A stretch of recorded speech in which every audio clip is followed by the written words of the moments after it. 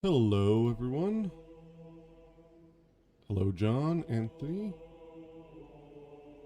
Bum, bum, bum. Okay, so got a lot to do in this stream. Number one, hello, Puzzleheaded. Number one, I was just playing around with overlaying the maps to see how they fit together, and the Shadowlands map does kind of fit perfectly here at the top, which would make sense. You have Altus Plateau, then Shadow Altus, it's all connected. One thing I wanted to do was to look at the underground map, which I don't have here.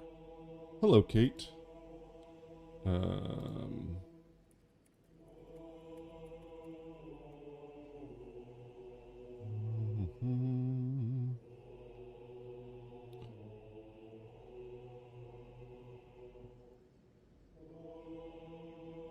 where does that fit exactly? Yeah, this is not a good picture.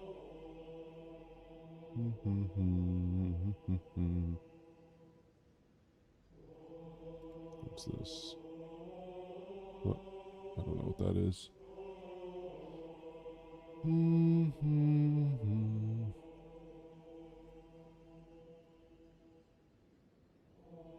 So that seems to be on the same plane as, it's a little lower than this thing. So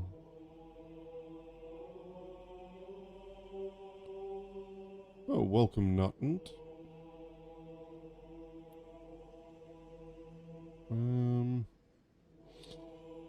So anyway, I was overlaying these maps, and this seems to fit really well. You get that little line there that fits this perfectly. This all fits perfectly. So this makes a lot of sense this way. Welcome, Grape Ape. And there's kind of some interesting things about that. One interesting thing is that the only surviving dynastic ruins that are above ground is right near the Church of the Bud and Enir Ilim, which is kind of interesting.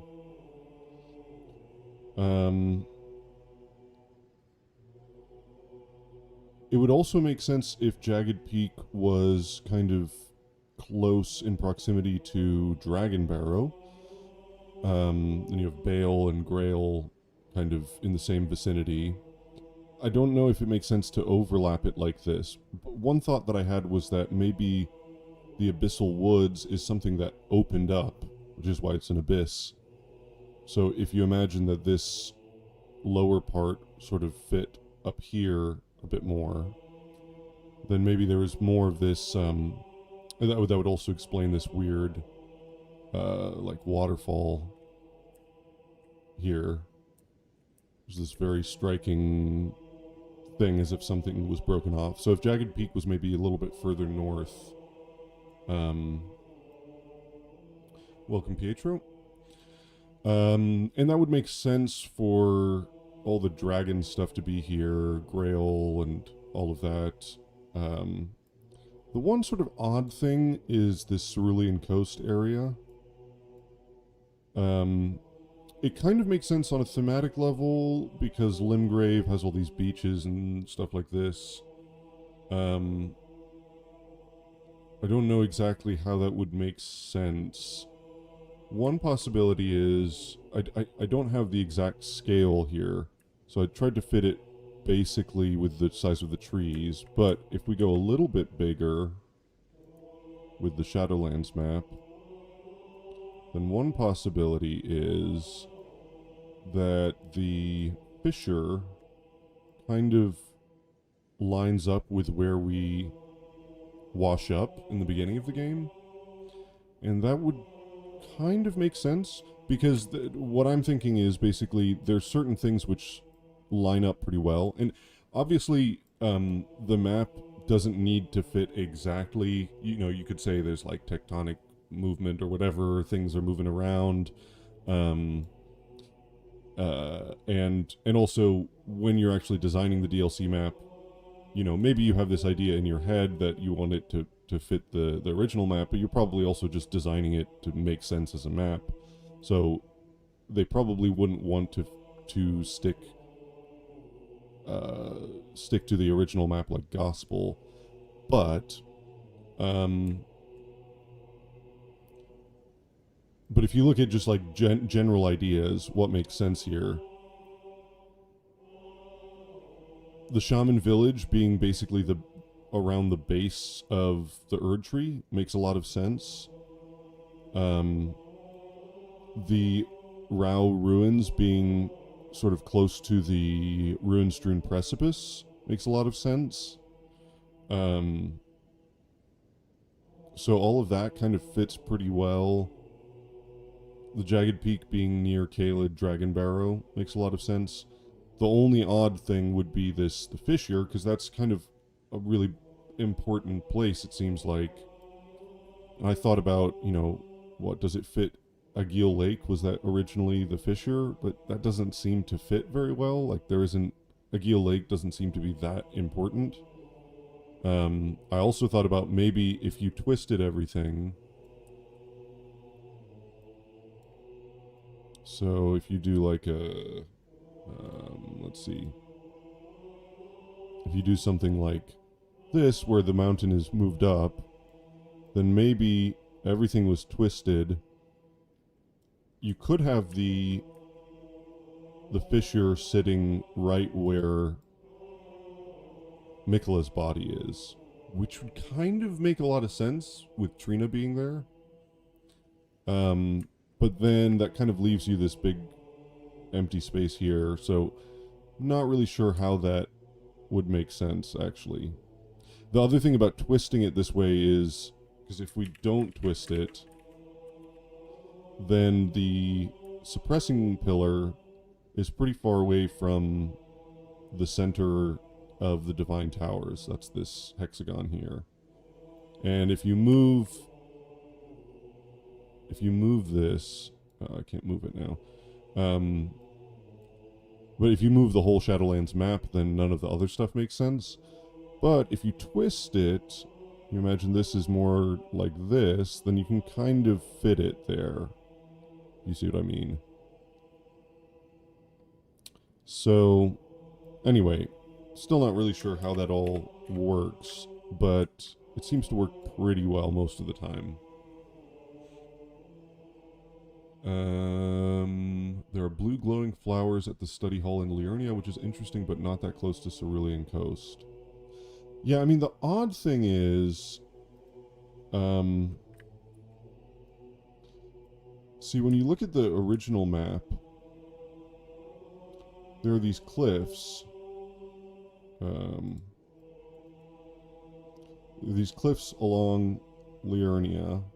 And those cliffs basically continue all the way along here. So that feels like if something was removed, it would be cliff edges.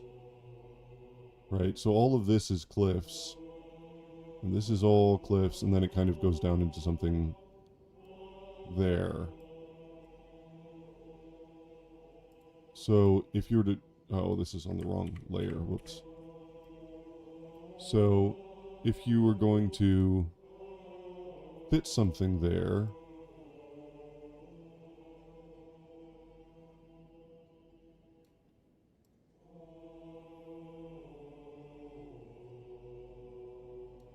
you would imagine that there should be some kind of cliffs rubbing up against this, rather than this sort of these terraced places. Anyway, and then where Farum Azula fits in,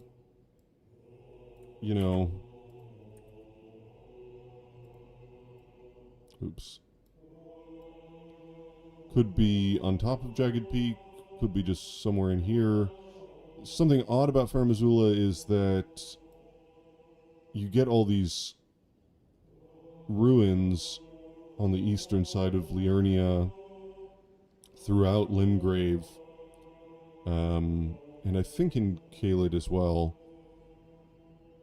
So, that doesn't really make a lot of sense if Farum was over here. You'd imagine it would have to be closer to the center at some point, whether it was attached to the ground or not. But also, it's like not even really in the same world as the Lands Between, because it doesn't even load into the map. So, unclear how that all works. Welcome, Discerning Tarnished. I like my funny theory that the fissure happened when the Radon meteor landed and the boats show up and then Mikola does his thing all in the span of like 2 days while the Benny Hill theme plays. I will talk about the boats. Shadowkeep by Gelmir. I don't think there's any way that the Shadowkeep can be too close to Gelmir.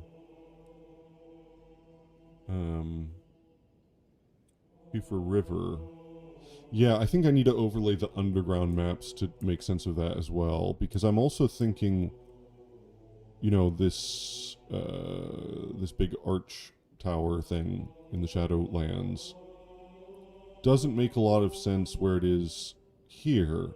However, I don't know if I've talked about on stream, but my idea that the Erd tree or the Great Tree was actually 2 trees. And you have that in the underground, you have that stump, that giant stump. That could make sense with the sap dripping down. So yeah, and with the Schiefer River, I would want to look at where that would fit in.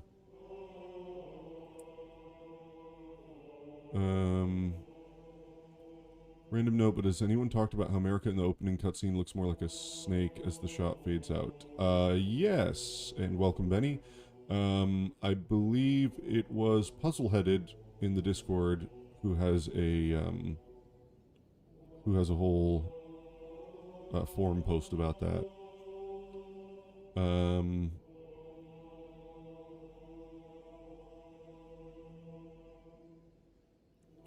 If you were to cut the individual areas into pieces, you could perhaps puzzle it together easier. Yeah, I might do that. I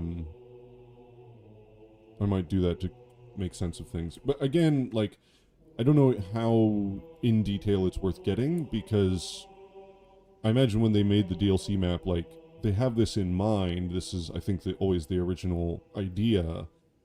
But you wouldn't necessarily want to restrict yourself by trying to make it fit perfectly, right? So maybe some areas are bigger, maybe they're in a slightly different place, and that's just how you'd want to design it. But at least thematically, I think there are certain things which should line up closely. So I think this, Bellerat, the Rao ruins, and the Ancient Dynasty ruins being all here, I think is important.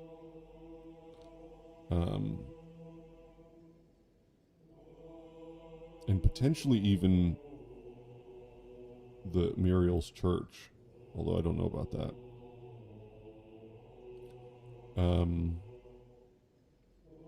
So there are certain things. Also possible, the center of the map might be where Metyr is, if you sort of move things around in a different way. So that would be kind of an interesting possibility. I'm weirded out by how much of Cerulean Coast isn't magic coded, and those parasite shadow guys around the big graves. Yeah, I mean, this is the only part that doesn't quite make sense to me, because it doesn't seem to fit very well. It would also, if you brought the whole thing down a bit, Enir Lim and Bellerat being closer to Stormvale might make sense. I mean, I guess it's not that far off, but um, but the Cerulean Coast, it seems like that should fit. It fits thematically with Limgrave because it's, you know, sort of beachy areas, but yeah. Crunchy, are you familiar with Hegel? Loosely familiar. I've read some. He's a bit um, difficult to penetrate. They all have geological striations called joints that suggest the crust was thrust up or down. Yes. But it seems significant in isolation in concentration to Liurnia.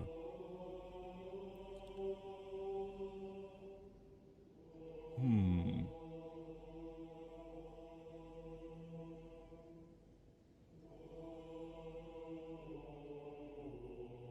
Oh, I think I know what you mean. Like the jutting rocks.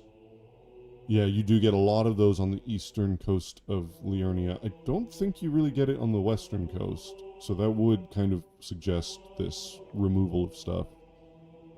Um, there is also, you know, around Stormvale, there's clearly a lot of land that has fallen away. So it's also possible, you know, even if you have this big chunk of water, it's possible that just the removal of the Shadowlands, there was a lot of land that just fell away, and so it doesn't need to line up exactly, you know, against the edge. There could just be stuff that was destroyed or disappeared, fell into the water.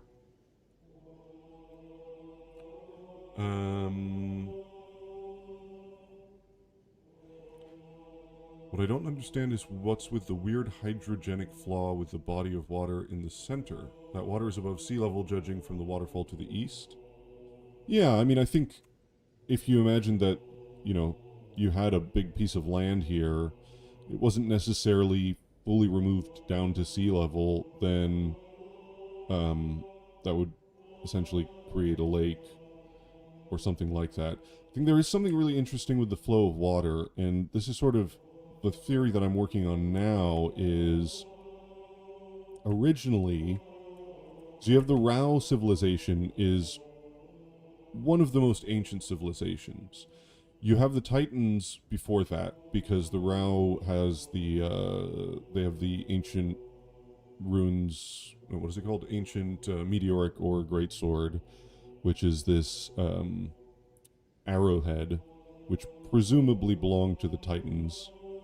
Um, so you had some enormous people at some point, and then you have the Rao. But then the Rao develops. I mean, they're all over from Caelid to the mountaintops. It's the entire breadth of the lands between. So super ancient civilization that builds everything. And I think what you have is when the forge was working, I always had this idea that when the forge was working, this was not frozen, the mountaintops and consecrated snowfield. And you have this river which, along with the ancient bowers, parallels the underground. So I think what must have happened is you had something like Sekiro with this flow of water, because a lot of the Rao ruins are about the flow of water, right? It's all these aqueducts, like the Rune-strewn precipice is a great example. So what I'm thinking is you had the Giant's Forge, and it produces cinders, right? And we know from the Fire Blossom that the cinders fertilize plants. So the cinders of the forge have some kind of life within them, some kind of magical energy that fertilizes. I'm thinking what you have is cinders from the forge. They fall into the lake, and you know, maybe this area was lush at one point when the fire was still there. You have the cinders from the forge fall into the lake, and then the Rao architecture channels them down all through the lands between, and that's sort of the purpose of it, is to have all this flow of water which is carrying these cinders, and then the cinders fertilize life throughout the lands between. feel something like that kind of makes a lot of sense, but I need to work on that theory to see how it makes sense. Do we have a mapping of the aqueducts? No, and that is one thing I want to do, is maybe to kind of do some more photoshopping where I can layer on maps of the aqueducts, maps of the dynastic ruins, etc., to see how that all fits together. So, in puzzle-headed, in answer to your question, if there's like a flow of water coming down, then you would have a lake. I mean, how it maintains itself now, I don't know, because all that waterfall is stuff flowing down, but presumably from the mountains somehow. Do you all have any idea why the Nox has the same stone corpses as Anir pillar corpses? This is the other big question that I'm really trying to figure out, and this is why I'm trying to put together like the Rao, the Ancient Dynasty, trying to figure out the timeline here, because clearly, in a similar way to how Mikla's story kind of parallels Marika's ascension, and that gives us this sense of repetition of cycles of things happening again. There's clearly something with the Nox that is either Marika's first attempt or parallels Marika's attempt to become a god. There's something going on which parallels Anir Lim. And it has to do with the Fingerslayer blade and the Ancient Dynasty being shunted underground and the falling stars. I'm not really sure how that all fits together, because probably the biggest question now with Marika is just how the background of her with the shamans and the horn scent fits into the Nox, which she clearly has some relationship with the Eternal Cities. So there needs to be some way to rectify that, and it has something to do with those sort of sacrificed corpses similar to Anir Lim, but I'm not sure what. Anyway, so I'm going to keep on working on that and the timeline, but for now, this stream is about getting to the DLC, and that's what I'm going to be trying to do. I'm going to go fight Radahn. First, I did a couple things off stream, so let me just look at some item descriptions to see if there's anything. I beat the Bell-Bearing Hunter in Limgrave just to take care of him. Also, this Bell-Bearing looks not dissimilar to the Spirit Calculus, so I wonder if that's actually meant to be a thing.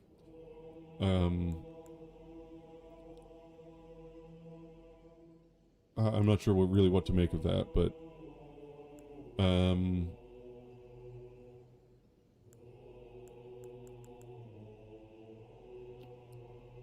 Glintstone Key. Yeah. So what I want to do is fight Radahn, and then let's see. Fight Radahn. Go help Yura out. Go beat Eleonora. Talk to Vare. Go do the Church of Anticipation to get the blood. Go to Mogwyn, then fight Moog. By that point, if anyone wants to join me to help me beat Moog, I would much appreciate it, because I really don't want to spend like an hour fighting him as a low-level character. Oh, hello, Centered Tarnished. It seems the map of the Shadowlands is just a dark and twisted version of the Lands Between map, similar to the Erdtree and Shadowtree. What happens if you put them head-to-head? A mountaintops of the giants facing the jagged peak.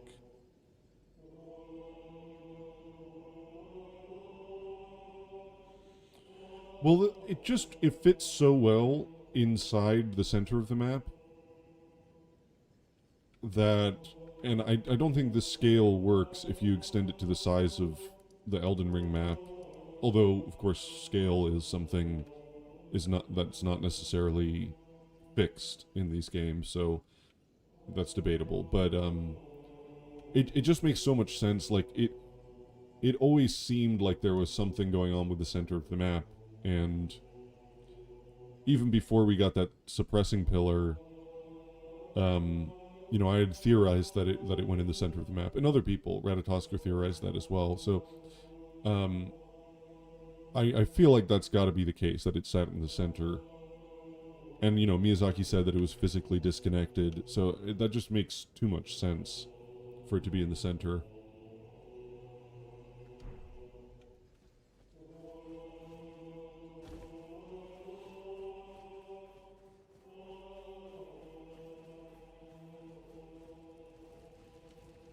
What is it? You know what? Let me close Photoshop because it's gonna Photoshop just the worst application of all time. No, I don't care. No. Okay.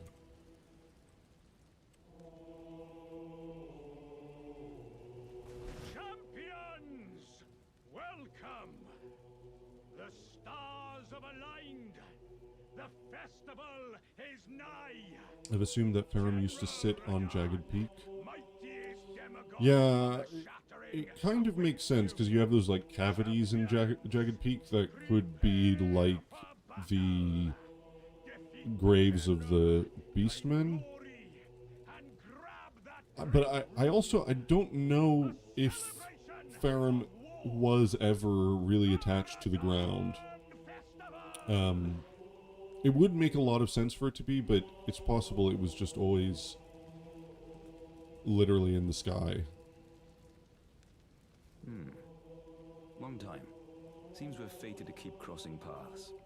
Now, we find ourselves at a festival of combat, pitted against Radahn, once the strongest of the demigods. The way ahead is pleasingly simple. A path forged by sword and fang. Nothing to do but wait until the festival begins. Map fragments we find also don't have to be perfect representations of the world either. Yeah, I think I may want to see if I can, like, go into FreeCam and take a bird's eye view with the world rendered. I don't know if that's even possible, or if you'll be able to see anything, but kind of do that with the Lance Between and the Shadowlands map, because it might be different than the actual map that we see. I mean, with the map, like, you get all this weird stuff because it's trying to show the different, like, altitude levels, and you have things like the Erd tree is not really where the Erd tree is, and so yeah, it's possible the map doesn't really represent it either. Are you good and prepared, young chum? The festival begins.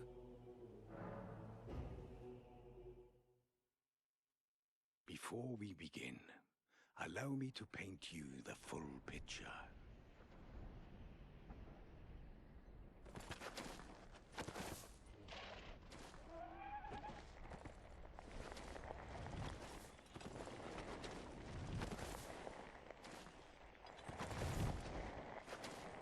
General Radahn is cursed ever to wander.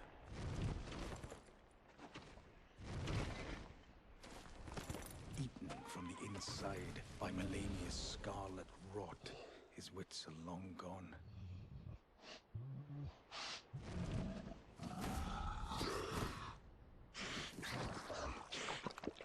Now he gathers the corpses of former friends and foes alike, gorging on them like a dog.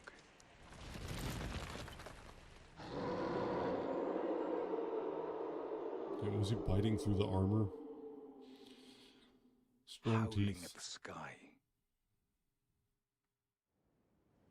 But now, we must make merry. O gathering of champions, the revels begin. The celebration of war. The Radahn Festival!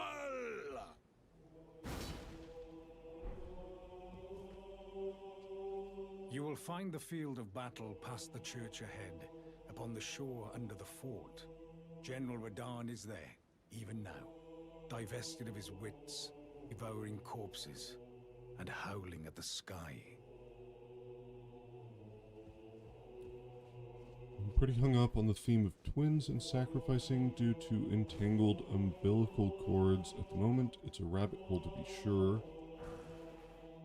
Like how we have to cross the Bridge of Sacrifice to access the Weeping Peninsula, which is the map of the lands between, just smaller and rotated.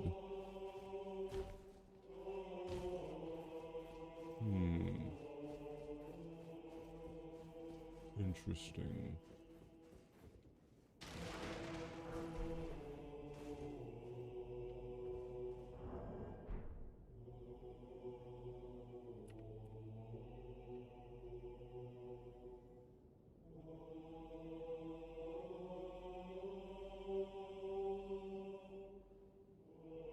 So one thing I want to check out is if this figure matches the Rao figure, because it looks similar.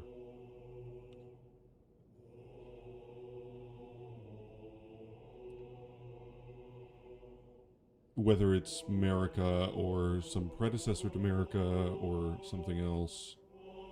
It would make sense for it to be America, given where this statue particularly pops in, but...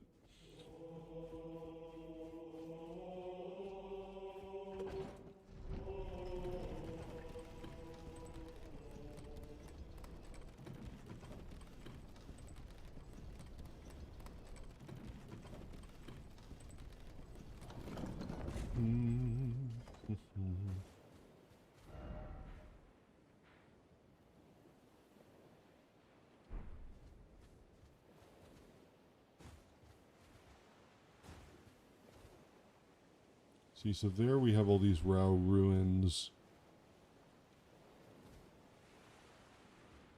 which... It's odd that they're, like, carved into the cliffs. You know, one possibility is that the cliffs weren't originally there, and then, I don't know, some magma flowed through here and kind of hardened around the ruins. But another possibility is that they're like supporting structures for the cliffs to stop them from, I don't know, to stop them from falling into the sea. Not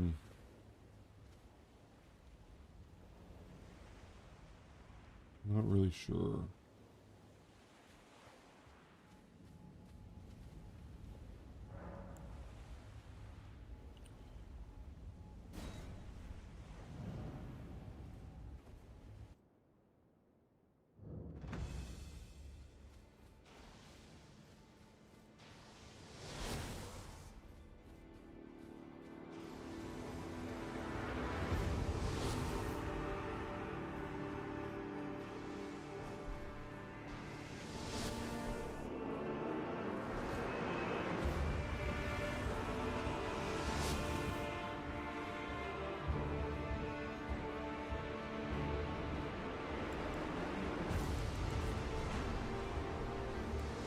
Oops. Hey. Oh my god, don't die now. That would be sad. Oh no! Okay. I thought he would just stop doing that purple one after a while.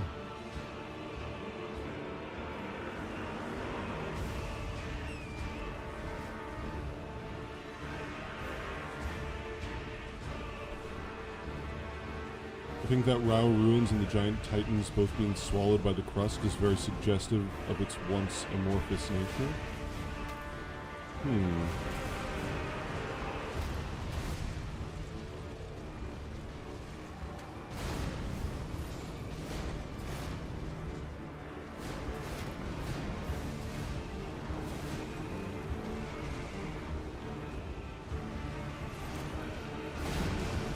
Let's get close.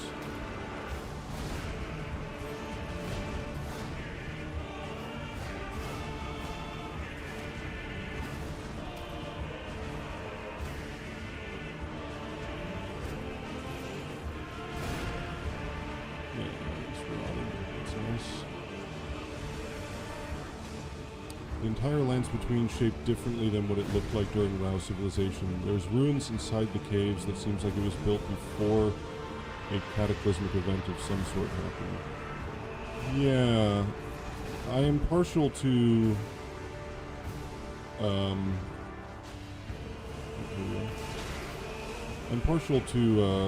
Tarnished Archaeologist's idea, that there was like some great lava flow and that's where the ships came from, the giant stone coffins, but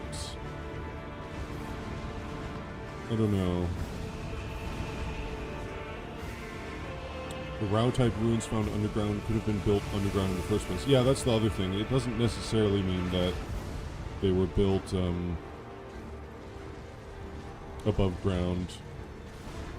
If they're doing something like you could imagine they're like the structure that holds the lands between together, or if it's just all about like channeling water, then maybe they could be channeling water through the lands.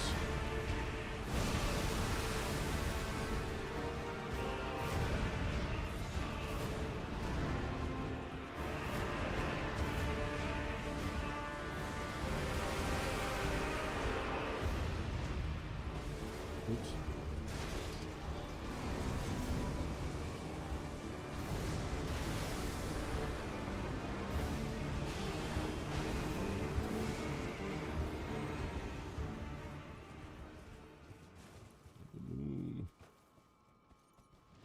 There he is.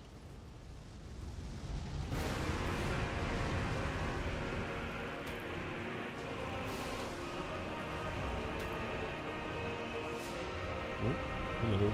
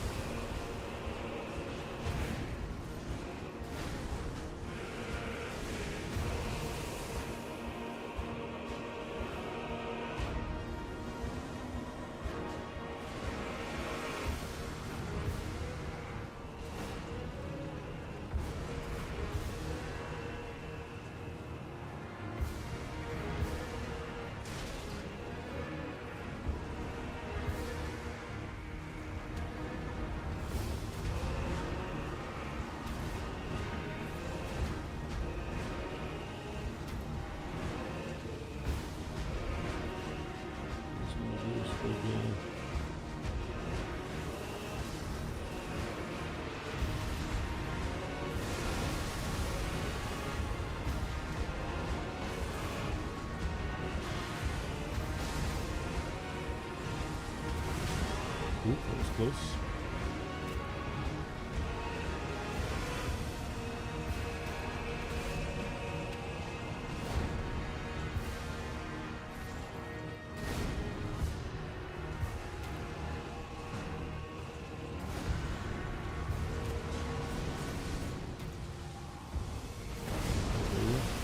Oop, that was close also.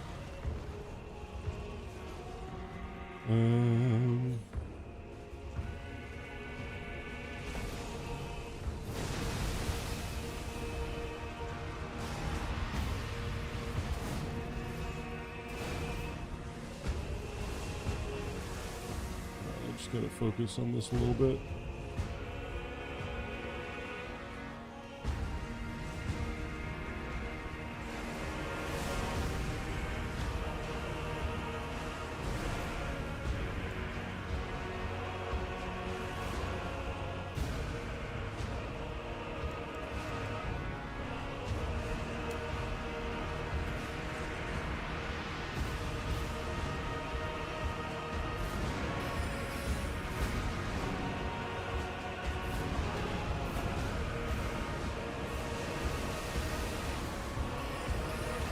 Ah, damn it, I didn't get the last hit. Okay, really sucks there isn't a great flood ending, unless maybe Ronnie's. Eh.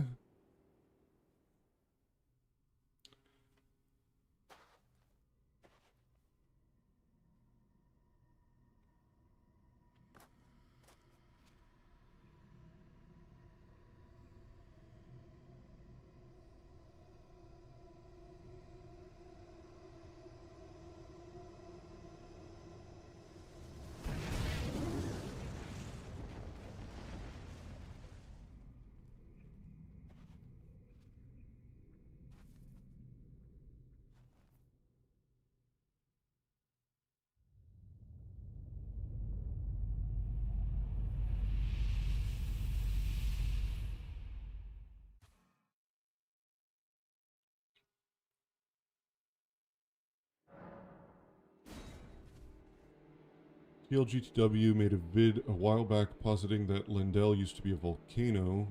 Kind of ties in nicely with tarnished archaeologist lava flow theory. But yeah, the lava flow doesn't seem viable when the coffins are all found upon the shore. Yeah. And initially I thought, well, it would be weird for stone coffins to float along the water, but we actually get that in the underground anyway, the stone coffins in the water, so that seems to be a bit more, seems to make a bit more sense. In A Song of Ice and Fire, George writes about geomancy being performed on an epic scale by the children of the forest, who literally obliterate and sink a land bridge from Essos to southern Westeros.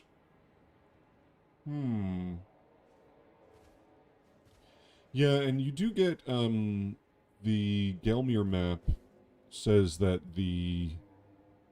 I don't have it yet, but the Gelmir map says something like, these lands... Oh, Gelmir is a land of, of sharp cliffs, and this became more pronounced after the Shattering. So it's possible...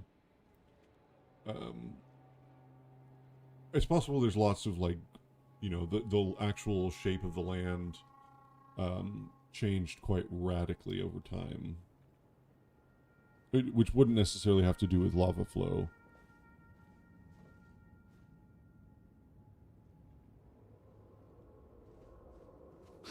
The glory of the clash and then a fall. I can't Okay, I don't using need to living talk to you right now. How to explain the golden seeds in Ferrum and Noxtella? That's a good point. It would make sense thematically if the removal of the Lands of Shadow and maybe Ferrum Azula, if it was attached, happened when the ring was shattered. That would make a lot of sense. But it's also odd because the implication with the Shadowlands is it's the shadow of the Erd Tree, which would imply that it's the Erd Tree itself which kind of removes the Lands of Shadow. This is like it's casting a shadow over them. Although I suppose it's possible that the Erd Tree shadow sort of did something to the Land of Shadow. It created it as the Land of Shadow, but then it was still physically connected then, and then later it was removed.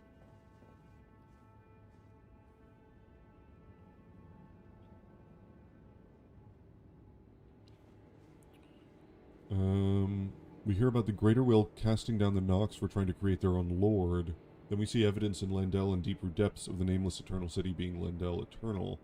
Lendell Eternal City. I don't know if the Greater Will cast down the Nox for trying to create their own lord. I feel like we don't know exactly why, but it has to do with them, I think, turning on the Greater Will. So the Nox, they committed treason, and with the Fingerslayer blade, which was definitely used because it's drenched in blood, and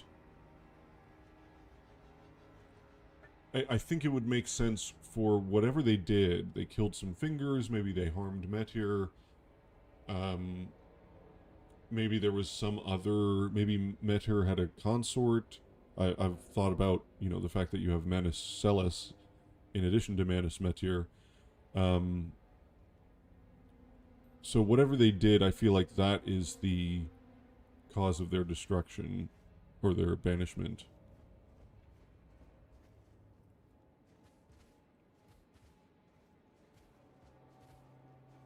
Well, it's time I left. The wheel of fate has been set into motion. If it's on the cards, I'd be glad to meet again. You are a fine warrior. If it's on the card, you are a fine... Yeah, the time stuff is, kind of annoying because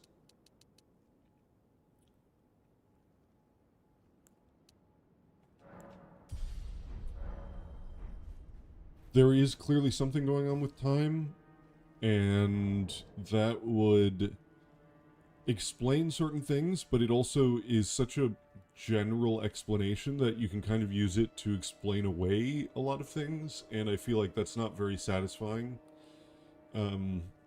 So, you know, it's definitely something to consider, but I don't know how worthwhile it is to think about too much unless there's like a specific theory about how the time stuff works. Because if you just go, oh, time is wonky, time is convoluted, that's why nothing makes sense, you haven't really gotten anywhere. You don't really understand anything more about the different civilizations and what happened. So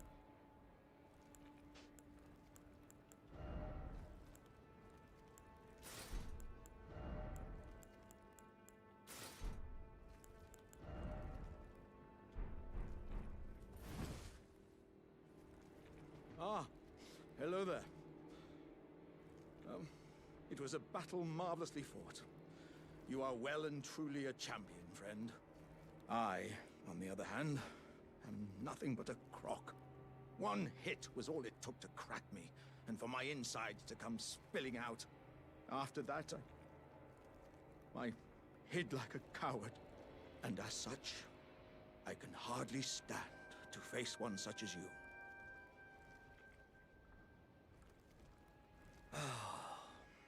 But don't you think I've given up just yet. As luck would have it, there's a veritable mountain of warriors' bodies right here. If I can just squeeze this bunch down inside me, I'll be a mighty warrior again in no time.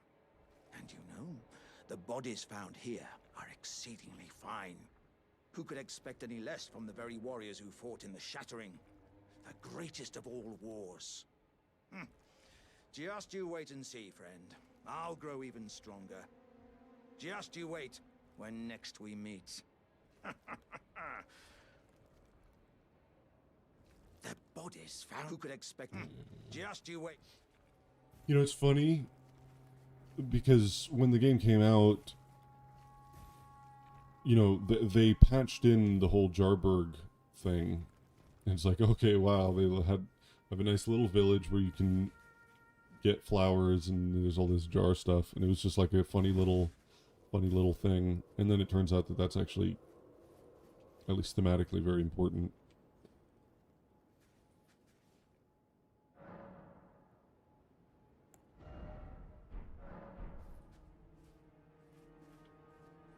I wanted to use this winged scythe because it's very interesting. I mentioned this on a previous stream, but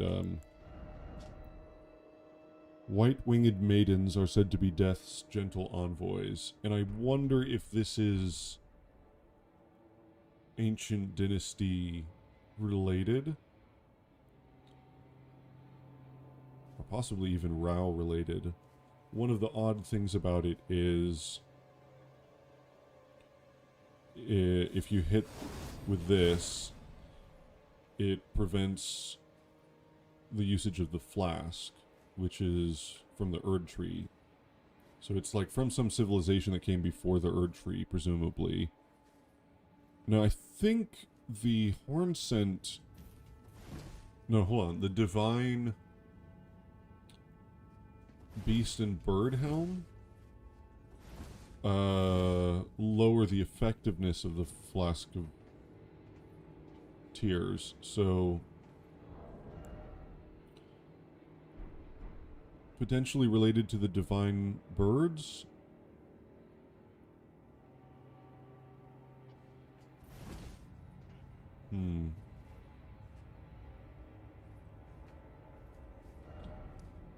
Okay, so let's go on to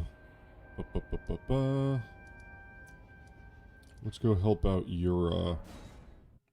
Talking about birds. So the Ravenmount Assassins.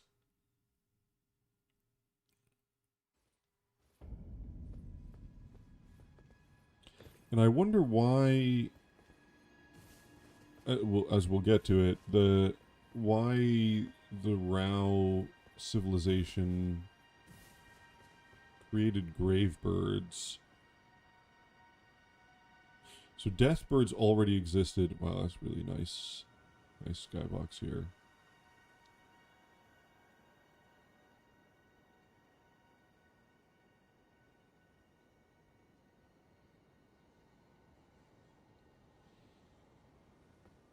So the Deathbirds must have already existed because the Gravebirds were created to, I don't remember the line, something like accompany the Deathbirds or, but I wonder what the point was there.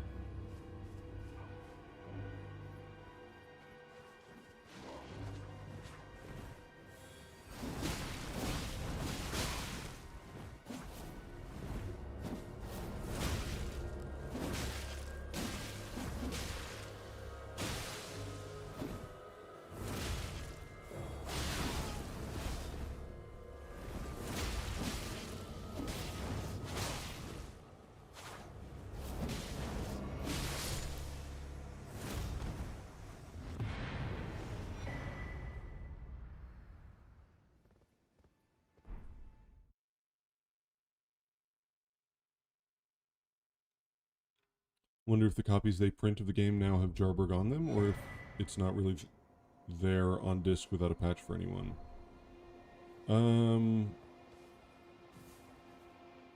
I don't know of, yeah, like whether they changed the actual disc. I don't know about that.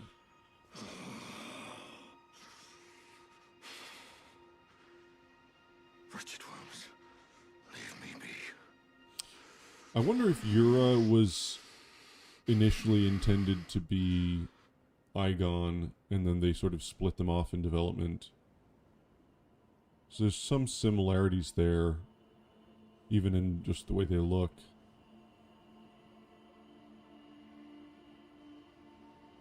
And it's kind of like in Dark Souls 3, I had a suspicion that Hodrick and Gale were once the same character, and then they changed them.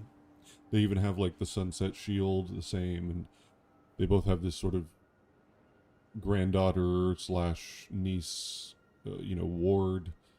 There's kind of a similarity there. So I feel like that happens quite a bit. I also think with Velka in Dark Souls 1, that Beatrice might have originally been Velka, and then she was split off into someone else. Oh, it's you. Thanks for your help there. That bloody finger was a thorn in my side. And now I'm finally rid of him. Here's a token of thanks. Please, take it. Actually, I don't have much time. I'm dying to see you. Eleonora. Violet Bloodyfinger. Violet Bloodyfinger. Yes, I've been tracking Eleanor. I just love this guy's voice actor. I gotta listen She to him. is the deadliest of all bloody fingers.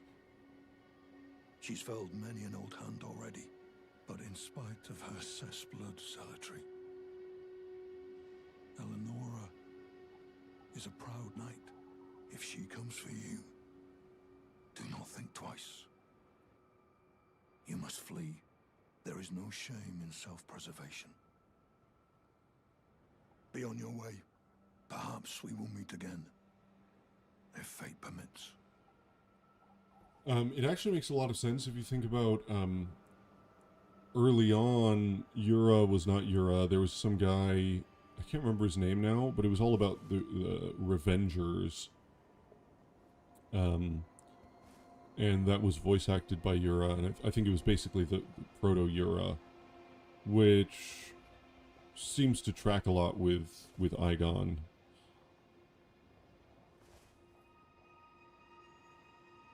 Be on your way, perhaps we... So let's go fight Eleonora now.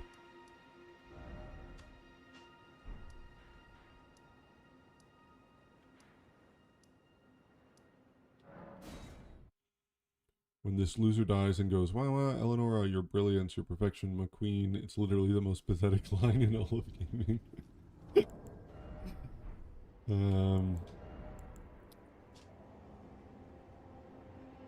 This is a really cool Ash of War, which is actually quite useful. But no lore there. Remembrance of Star Scourge Radahn, hewn into the Erd Tree. The Red Lion General wielded gravitational powers which he learned in Celia during his younger days. Also, he would never have to abandon his beloved but scrawny steed. And also, Gaius and Albinauric studied with the same Alabaster Lord. Which is interesting.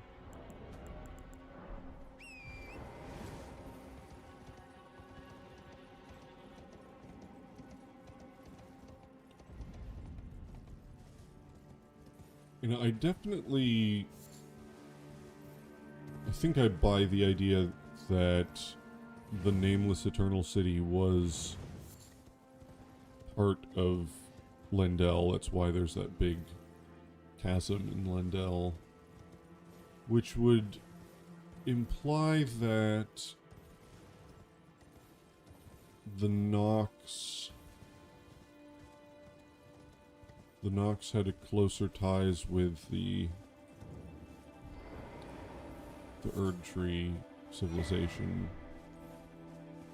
Eleonora. It seems I am no match for you, but I've learned a thing or two myself.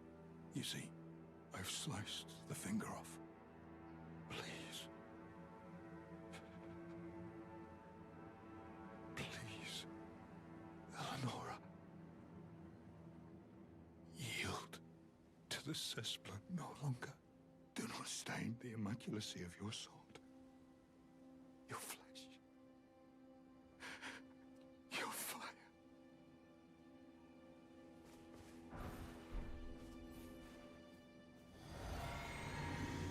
Yeah, definitely parallels with Aigon because of the sort of dragon connection. Hey.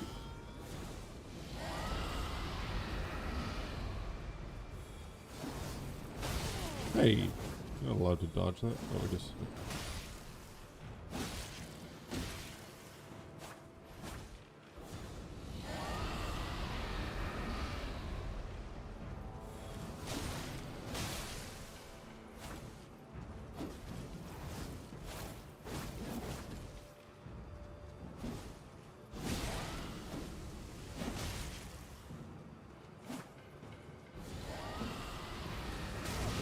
Crap. Oh, crap. Forgot you can do it again. Damn it.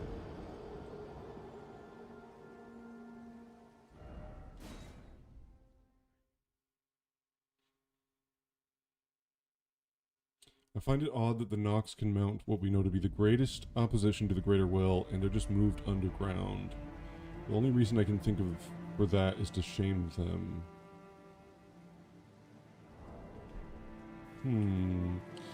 Well, I think there's something about silver being essentially the same as gold, but without light. And light is sort of divine. And it also has something to do with runes. I think there's something more significant to being underground. And also, like, the Fallen Hawks,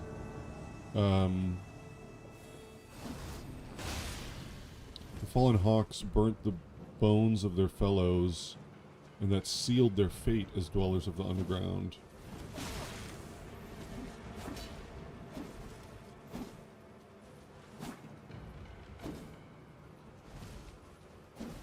Get back here.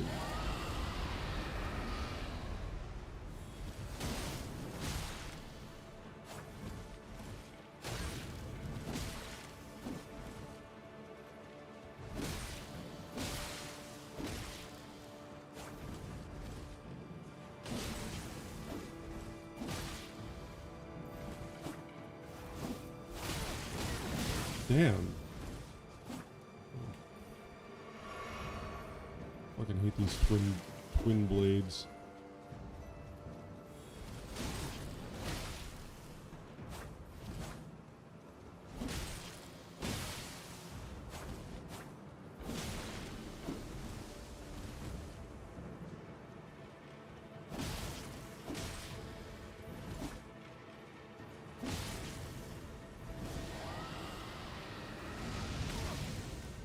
I'm behind a freaking pillar.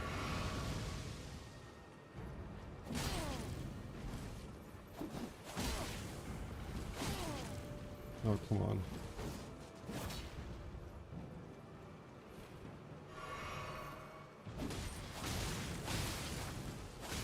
Oh my god, stop.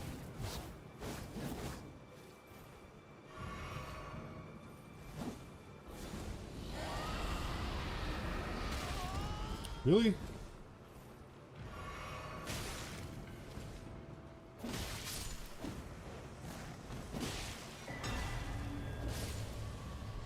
Okay. I think it has to do with an eclipse and taking cover from exposure, which is why every single kind of eternal city has sealed windows. Yeah. And even like the mirror helm, right? A mirror reflects light, so it's like a way to what, avoid the sunlight for some reason?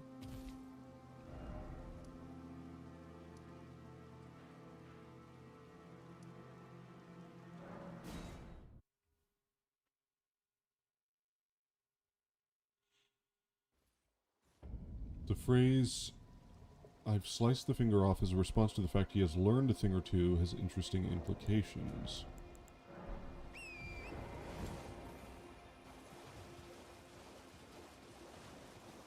Yeah. What did he learn that meant slicing the finger off is a good idea?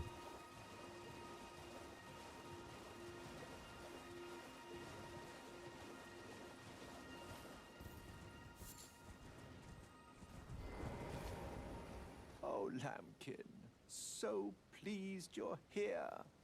I'm glad that you're enjoying my gift. I already went and defeated I Magnus, knew it Magnus from the the very Beastclaw. start. You have a taste for noble blood. I wish to anoint you a proper inductee, a knight to serve Luminary Moog, the Lord of Blood, and establish a new dynasty. Luminary Moog has strength, vision, and of course, love. So, what do you say, my lambkin? Yes. Who would have it any other way? Now, take this. If it's a festering finger/wound that corrupts the entire body, it could harken back to sacrificing something of yourself to save the rest and not go mad.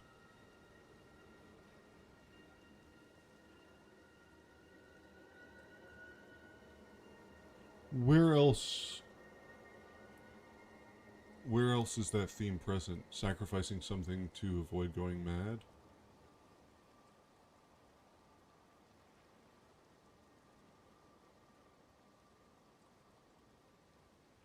If the fire giant sacrifices its leg, but that's sort of a sacrifice to awaken the fell god in order to, I don't know, draw upon its power? I can see sacrifice as a means to gain power. But to me, that would be sort of more aligned with going mad rather than avoiding it. For your final trial, soak the cloth with a maiden's blood. Normally, this ritual would involve killing one's own maiden and recanting the wisdom of the two fingers. But since you are maidenless, the blood of anyone's maiden will do. So, given that Moog is described as reviving the dynasty, that would suggest that the dynasty was opposed to the Two Fingers.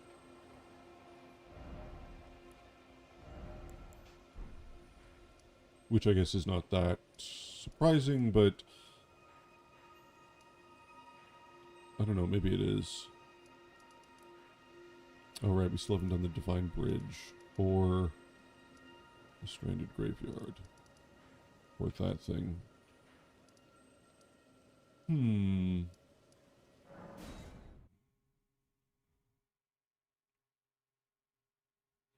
I, of course, bring it back to the Weeping Peninsula, Mesmer, etc. Oh, I suppose with Mesmer, yeah, sacrificing the eye.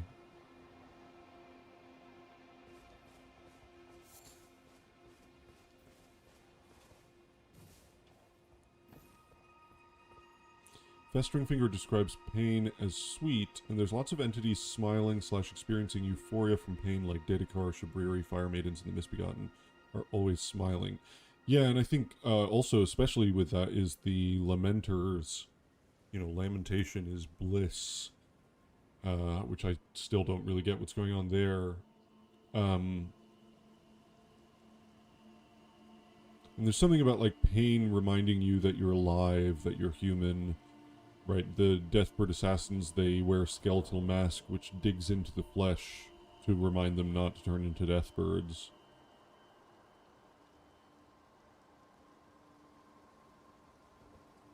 You really dig Cosmos' idea that the ancient dynasty is the origin of the Eternal Cities.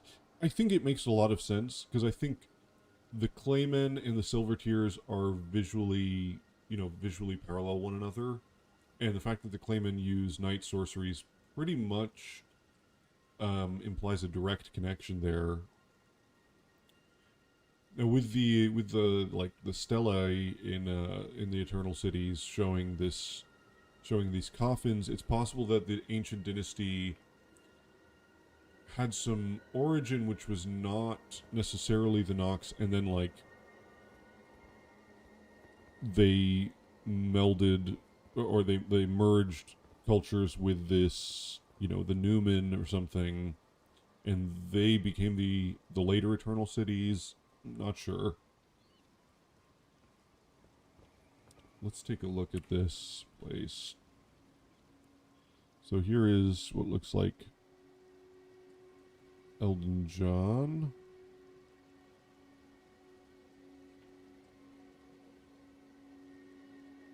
Oops. That's kind of creepy. It's a skull and bone. Bells.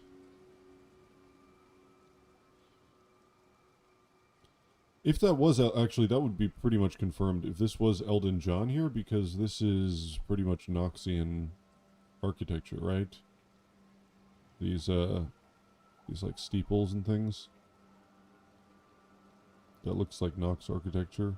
I mean, made of stone, but could be like an intermediary between ancient dynasty ruins versus the Noxian stuff.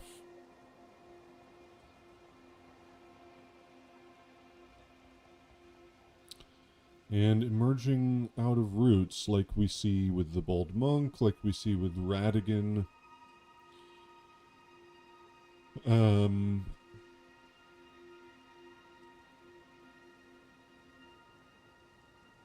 Almost looks like he has a Christian cross. The prophet coming from the tree.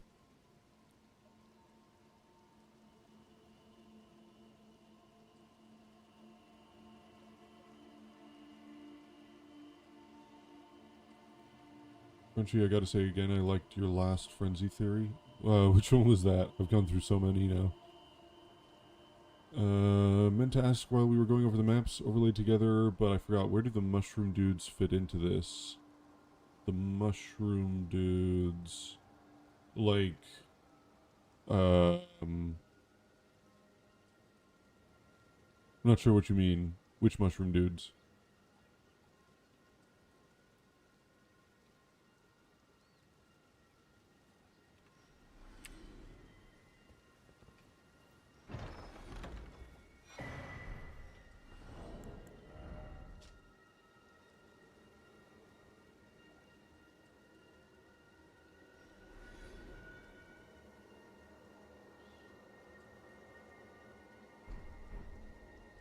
The fact that they're imp statues would suggest a connection to Rao.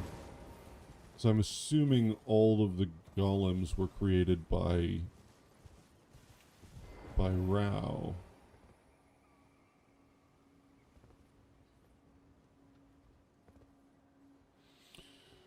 It's possible this was added later, all the waygates. That would actually make some sense. They look visually different. Made out of a different material.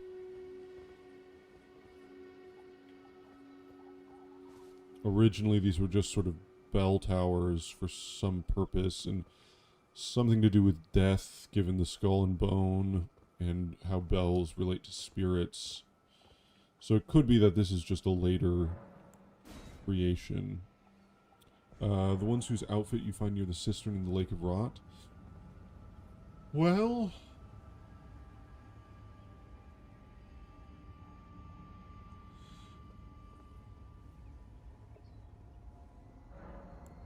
arguably Rao was sort of pro-Rot.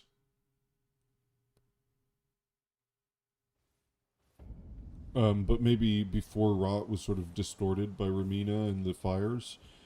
Because you get all the, like, scorpion stuff going on there. You get the... I mean, Rot itself was sealed... Well, Rot itself was sealed in the Ancient Dynasty, so I'm not sure what exactly happened there. But you have the verdigris stuff, which says it was a gift from an outer god, and it's all rusted, so that would kind of work well with Rot. And also Moore is a pest, he's wearing it. And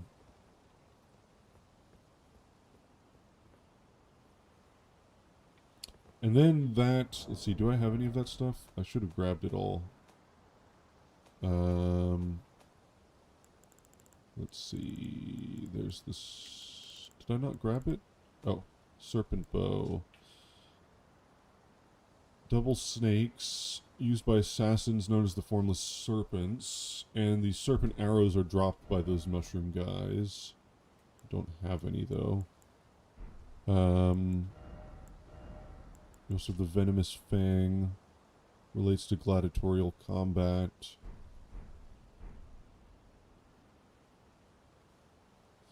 Snakes and Rot and fire.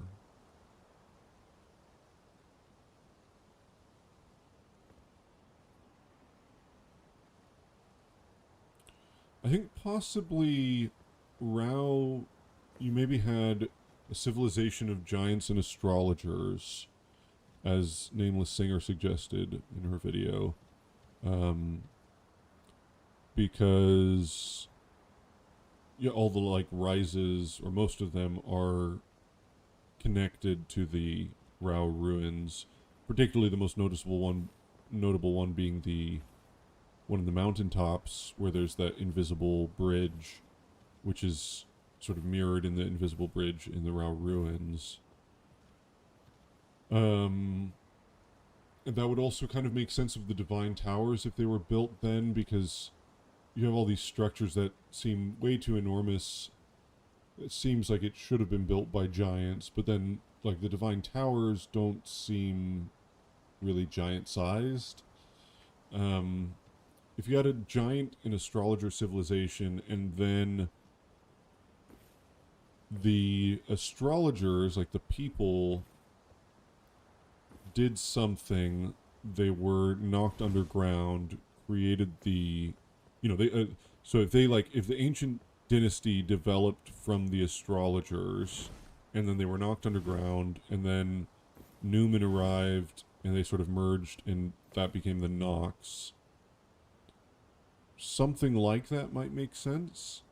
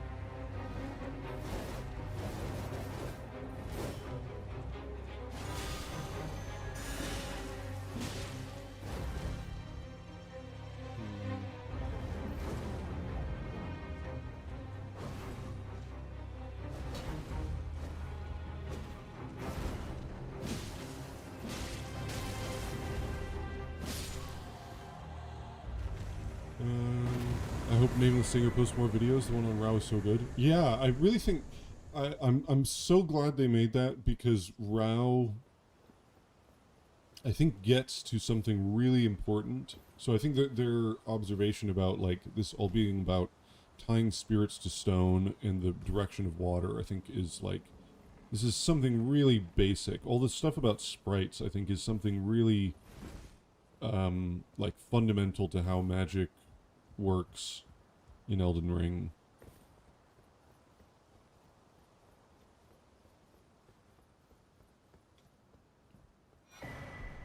I think the AD and Mohg's goals would have to be similar.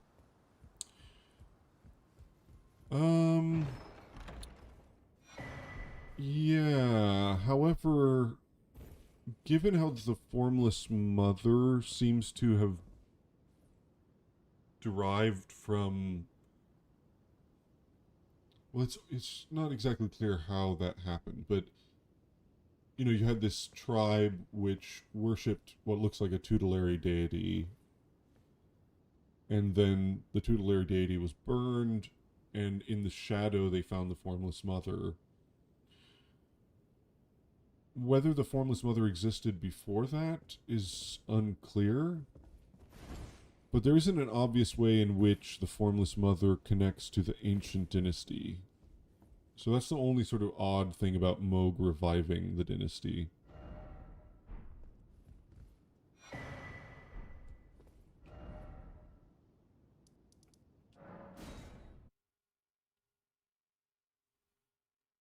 So Vare is also referring to the ancient dynasty when he says Mohg will revive it. Yeah, I think it's said multiple times. Gideon says he's bleeding about the revival of the ancient dynasty, all that kind of stuff, so...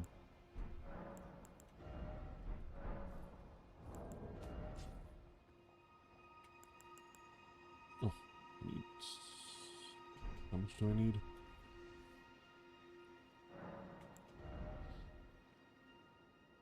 $2,094. Maybe I'll just kill these Albinarchs. Why do the masks of the Horn Scent look like the Fell God visage? Especially the dual blade spinny ones. Yeah. I mean, a big question, which I think I asked last stream, is why the Fell God looks different to the Horn Scent than it does to... Oh, than it does in the Fire Giant.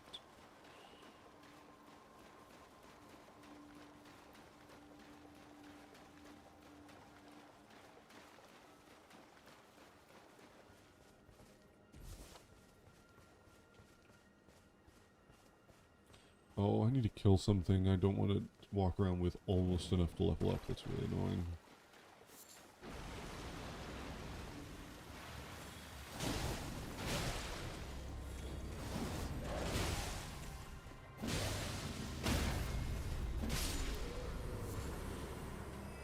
There we go.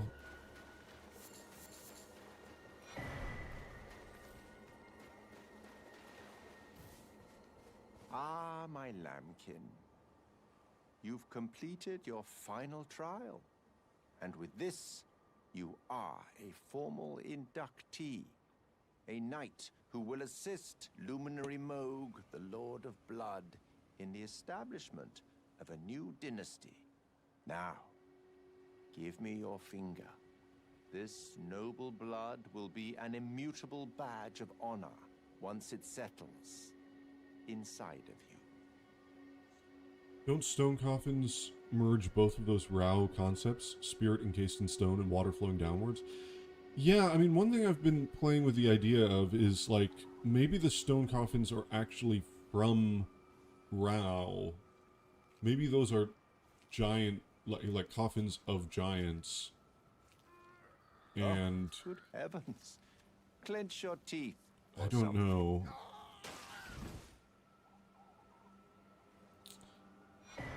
I mean, a weird idea, but kind of makes sense, agony, would be, it is what binds you to Luminary Mohg, to all of us. Can you make your mic louder? I have max volume on my phone, but your voice is low. You have the sweetest scream, How do I make it loud?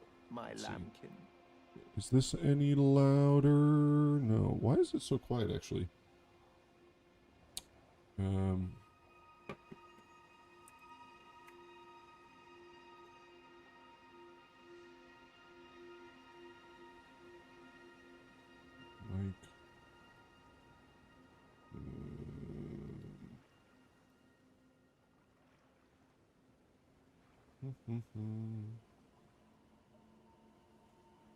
Is that any louder? That's a bit better, I think. As long as I don't peak like this. Okay.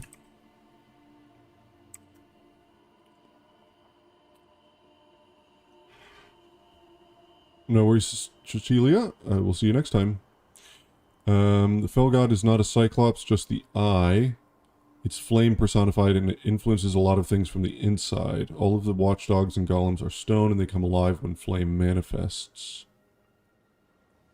Yeah.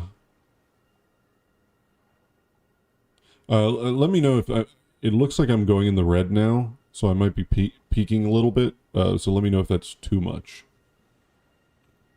Oh, a medal granted by the new Mogwin dynasty. Out of the blue, just thought that it's weird how Eleonora, a bloody finger, has a crystal tier that protects against Mohg's attack. I've gone out of my way to provide one to you, but you mustn't use it just yet. The meeting must wait until the Mogwin dynasty commences. Luminary Mohg yet slumbers beside the divinity. We must endure a little longer. I wonder what it means that she's a violet bloody finger. Just one day, Yes, my yes, lad. yes, of course. I will bask in the love of Mohg. Yeah, I wonder what it means that she's a violet bloody finger.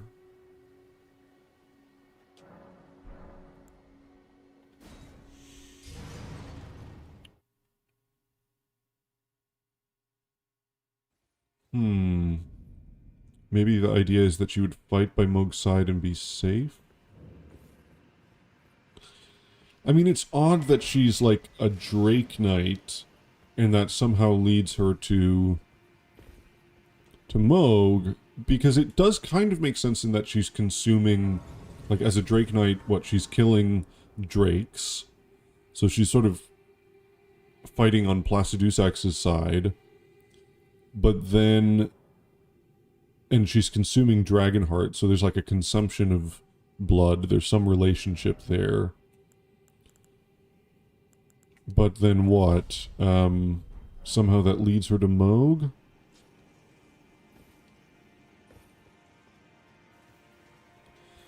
I think I'm gonna grab some of the items here just to get some runes and so on. And then, if anyone wants to join me for Mohg on PC, I would appreciate it.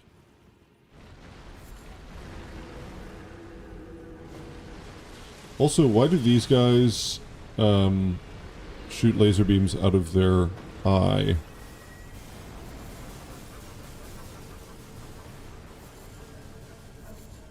Let me actually get a close-up of them while we're here.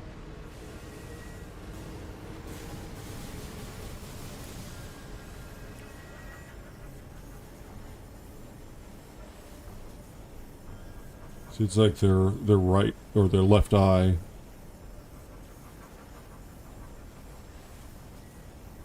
What's going on there? These giant skeletons? The eye, the eye.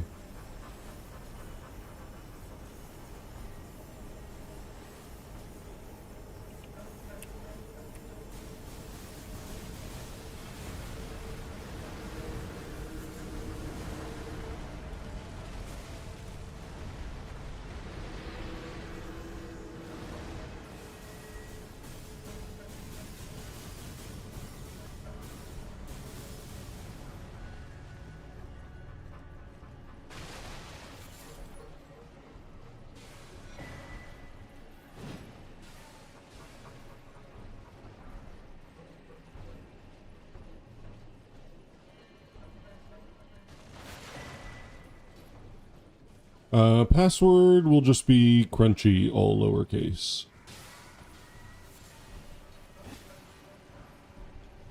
We'll come back and do this area properly. We'll come back and do a lot of areas properly eventually. I just want to get to the DLC world so I can look at things.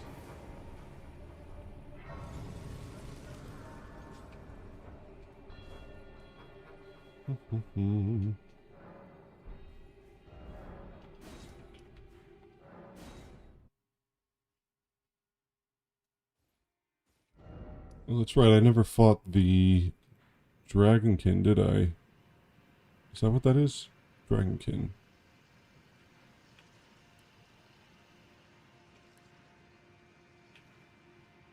Wait, is that what I'm looking at?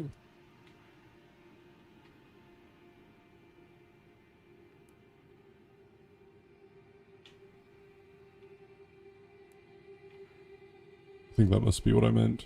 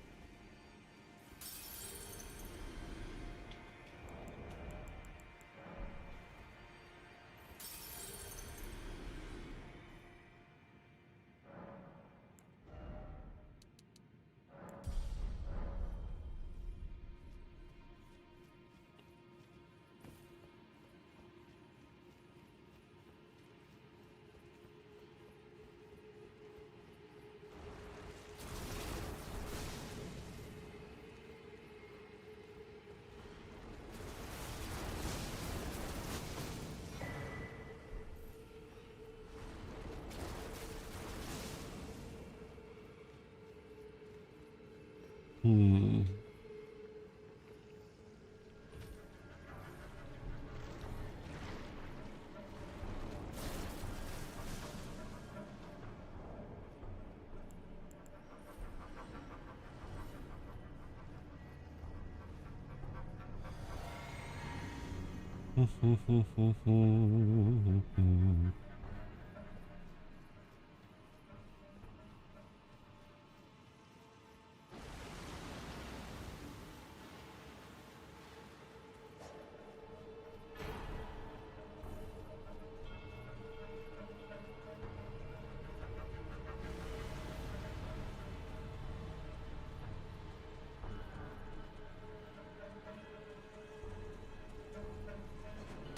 Ow.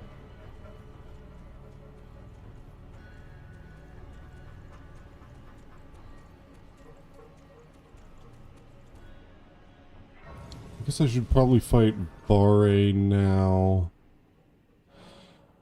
Oh, I should probably fight Vare and those other little guys so I can get all of that. Let me just do that quick first, because... Ew, what's on my foot? Oh, weird.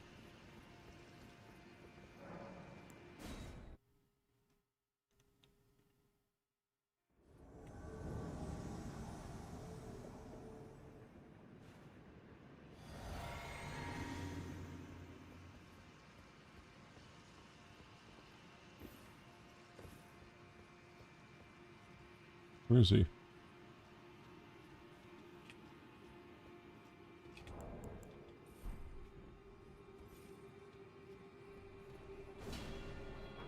Oh, hello. Seek violence, heedless of my warning, though you have been raised to a knight of the dynasty. I am pained to the very depths of my being.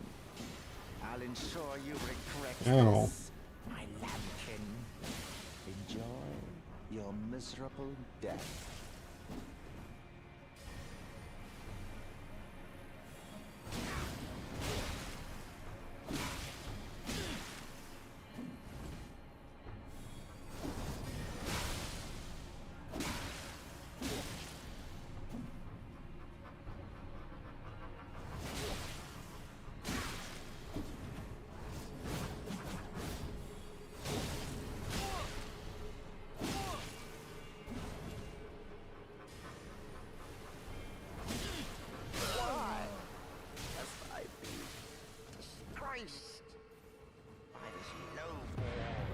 Interesting, he wields a bouquet of flowers.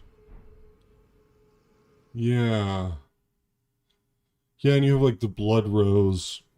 I mean, there's a lot of different things that have this theme of flowers and plants growing from blood.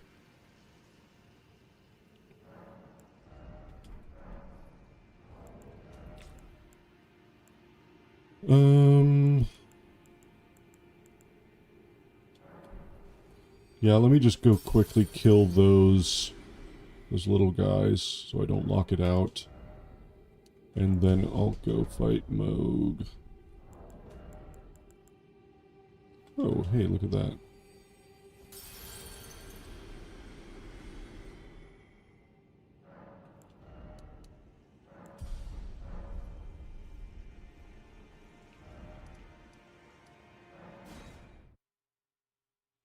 I bet Varya's not even a noble or anything, just a poser.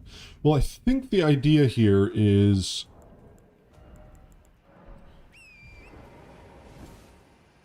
the...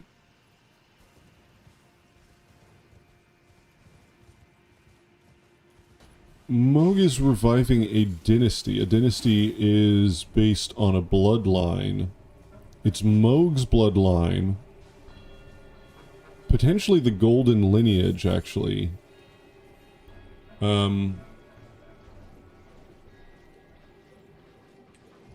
Which is important. And by injecting that blood into the Sanguine Nobles, the Albinarics, and people like Vare, they join that bloodline. So they are noble by dint of they have Moog's blood in them. I think that's the idea there.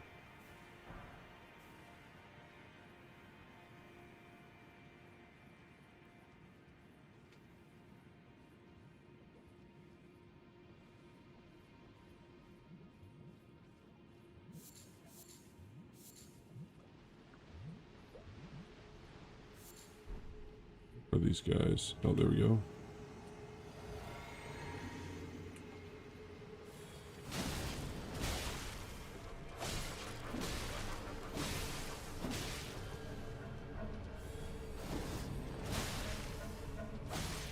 Ow.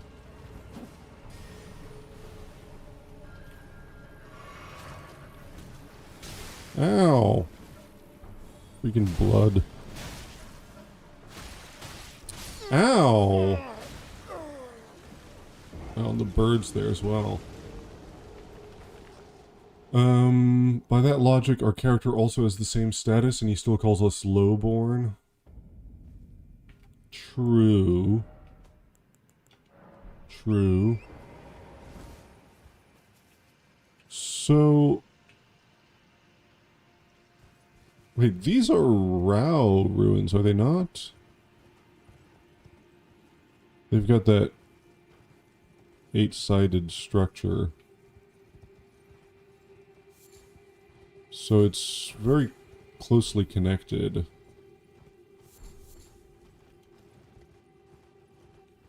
Weird considering none of the golden lineage are Empyreans. Empyrean blood is specifically unique in burgeoning flowers like St. Trina.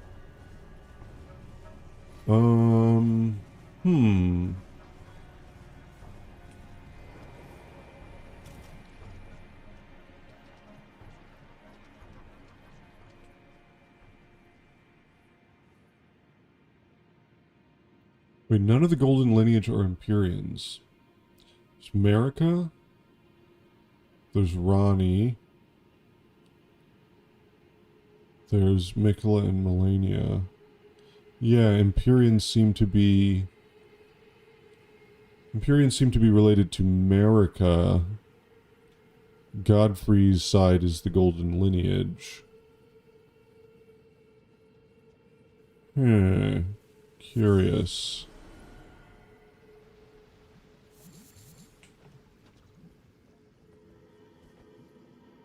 Oh, no, don't use the Mimic Veil. Cool.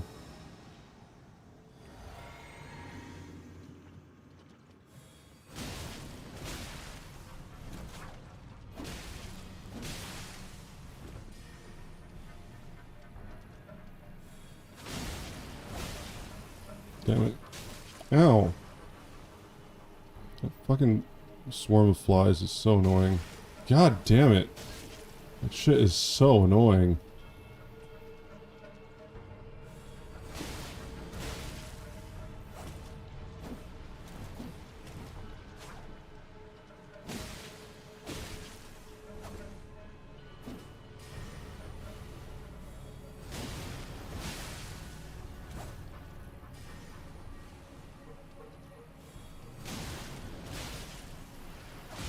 Damn, damn, damn. Oh, holy crap. Dude, really?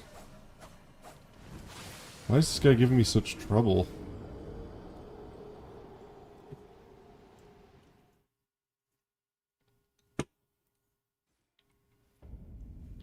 There are blackstone columns that where we teleport in from Consecrated? Yeah. And where do the other belfries take you? One of them takes you to, I believe, to... Is it Blackstone columns or Ool columns? We might need to go back and do that. Well, we will eventually, but... It would make sense that Rao... Somehow the Ool comes from Rao.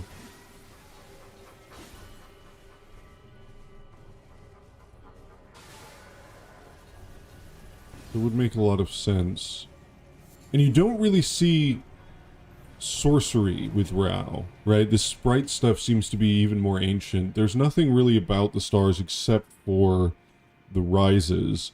So I think it would make sense if the ancient dynasty and the rises are sort of... I don't know which one comes first exactly, but that they... The rises seem more Noxian.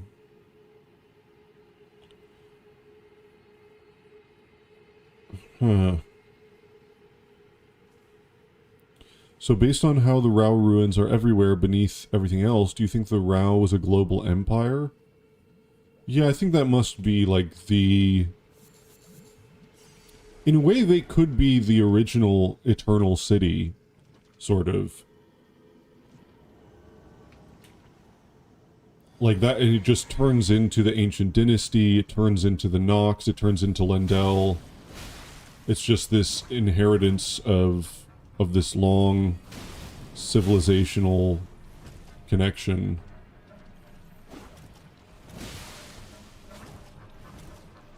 I just gotta...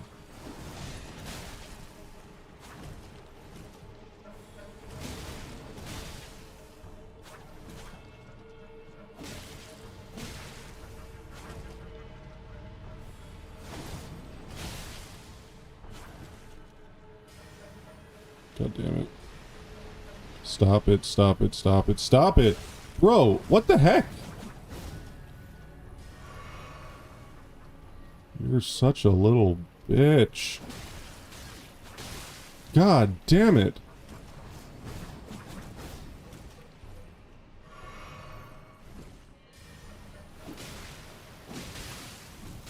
Jesus Christ.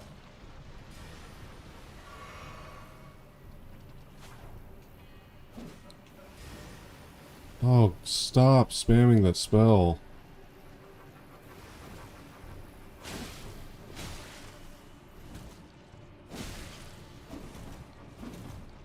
God damn it. Don't you fucking dare.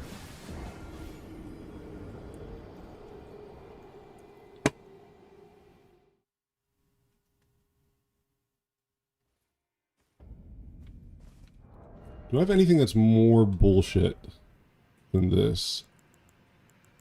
Maybe I should just go back to using my storm.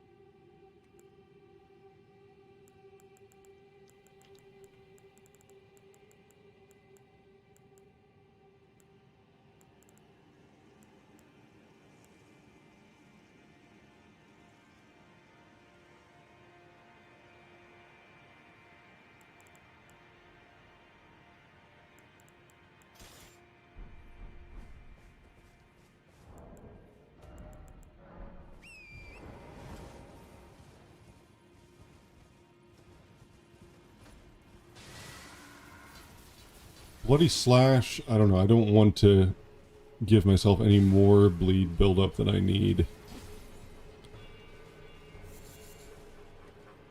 I mean, the fact is I'm just low level here, but it's annoying as hell.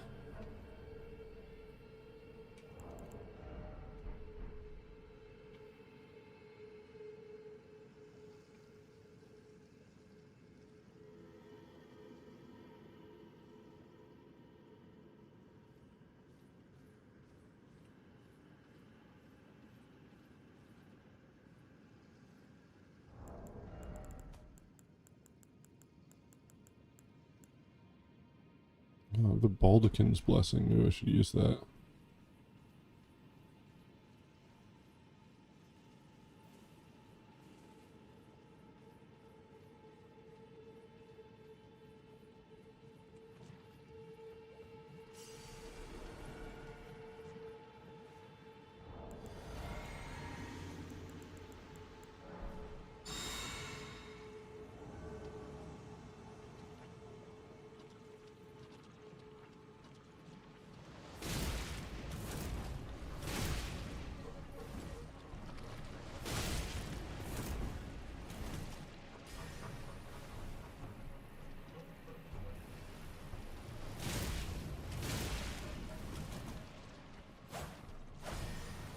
Stop. I hate that fucking spell.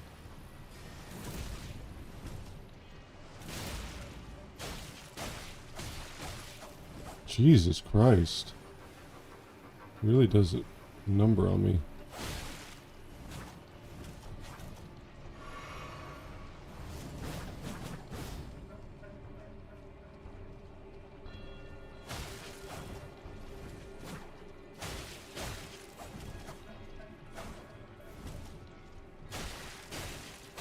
Ow! What the heck?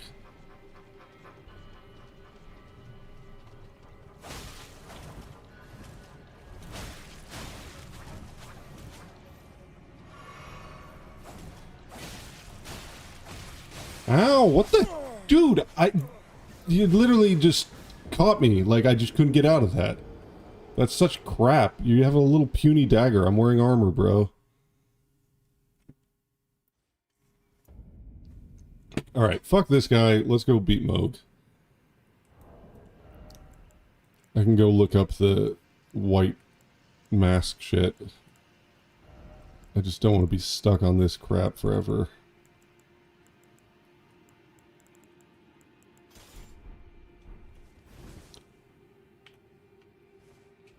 So I need to quit out, first of all.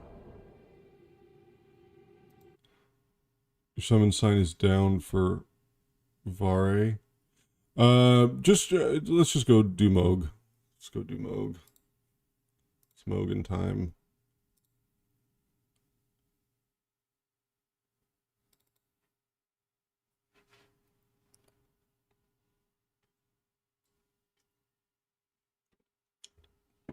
Might take me a few times even just to avoid being killed by Moog.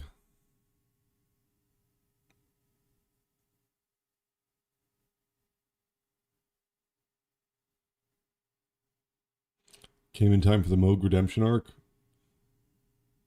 I think Moog is still my least favorite boss in the game, including the DLC. Although Gaius is a pretty close second. And I really dislike the Divine Beast as well, although it looks way cooler. Favorite boss in the game?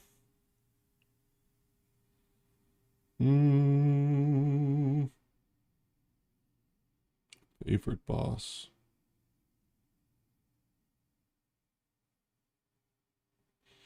In terms of just the experience, I would say Elden Beast would be up there. Elden Beast would be one of the top. What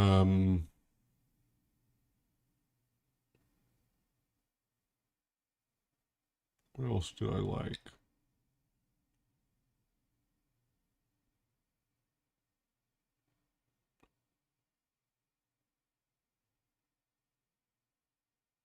What's going on? Why can't I open up?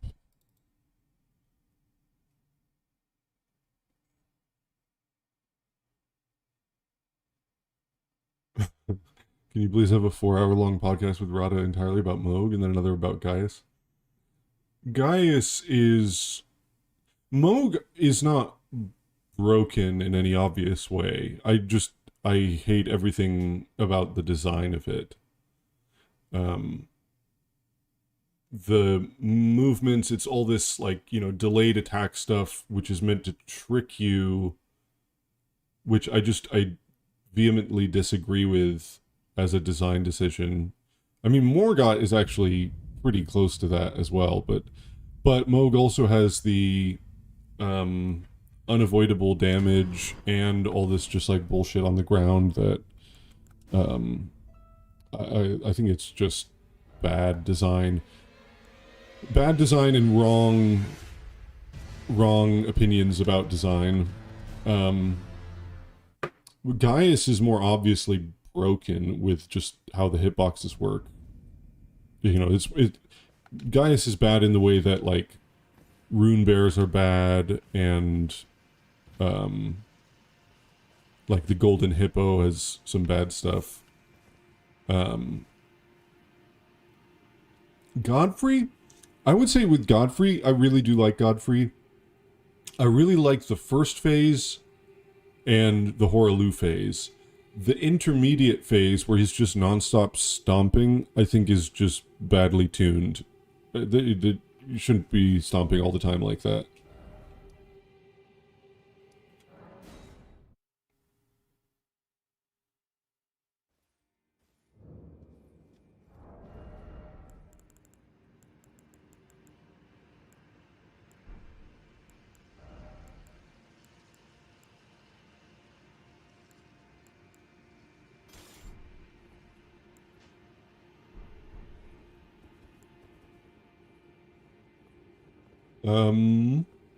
So, shiny hydrogen. Oh, let me put on the password, I forgot.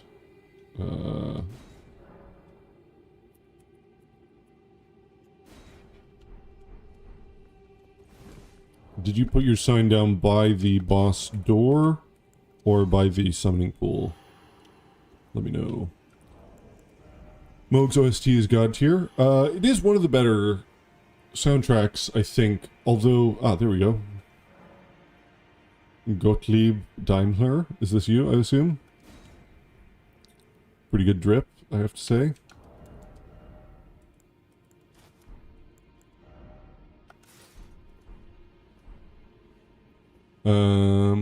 Oh, that's not you?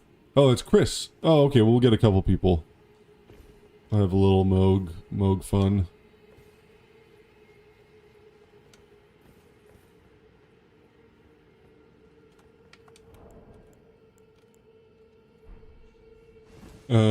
The game wants you to stay close to Moog. You won't get hit by the blood flame on the ground if you're close. But the blood flame just, like, stays on the ground. I think it's just bad.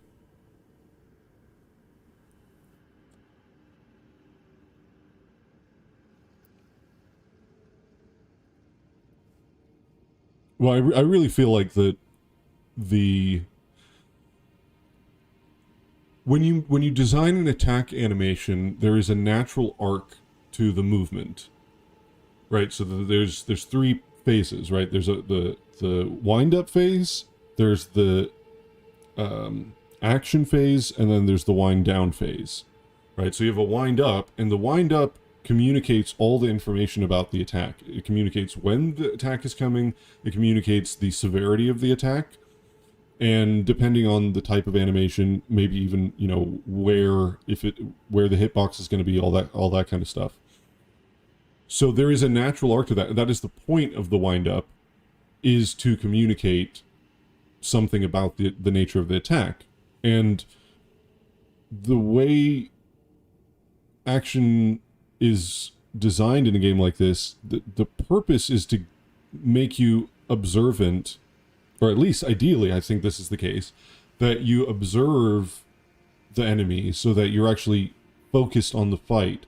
And by observing, you can you lock in and you observe the enemy, and that allows you to succeed against them because you're watching them closely and you're paying attention to what's going on.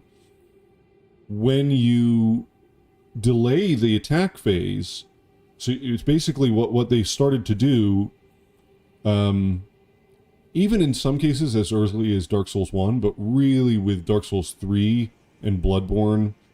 Dark Souls 3 did it really badly. Elden Ring actually, I think, maybe does it less in some cases and then a lot in other cases. What they do is you have a wind-up and then you just wait before doing the attack. So it's like, instead of this wind-up which leads to the attack phase, it's a wind-up and then a pause and then the action phase. And the pause is just an indeterminate length of time, which means that there's no way to actually judge when the action is coming, because you're just artificially putting in this time before the action happens. So the only way to know it is either you watch the attack and then you just learn the timing of it, which I think is way less interesting than observing the enemy, because now you're just sort of memorizing you're memorizing an animation, which for me takes me out of the game when you're memorizing an animation.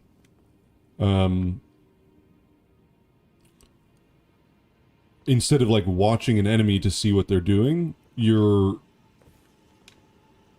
keeping track of how the developers designed a particular animation, which is like you're not really in the world anymore. The other way to know is that you just get accustomed to the fact that they do this delay all the time, and you just start anticipating like the arbitrary length of time that they've inserted there, which again I think is a bad design. I think it's just a mistake, and the reason they do it is to make the game harder, because they want it to, they want it to be this really challenging action. Doesn't seem like the summon worked, so I'll go up to the top again. I think it's just bad. Like, I personally do not care if the game is hard or not. That is not my priority.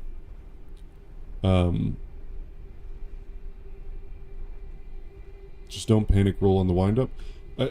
Once you see the attacks, you can learn the timing of it, but I don't think some attacks they do wind up, pause, and then there is a telegraph before the action phase.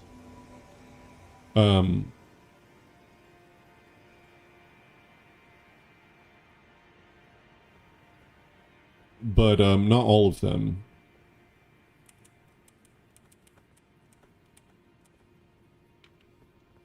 Oh crap! You know what? Sorry, I'm gonna send you back because I forgot to put on the freaking tier thing. Sorry. I'll bring you back in. I'll bring you back in. I gotta do this again. I forgot about that. I was getting distracted talking about animations.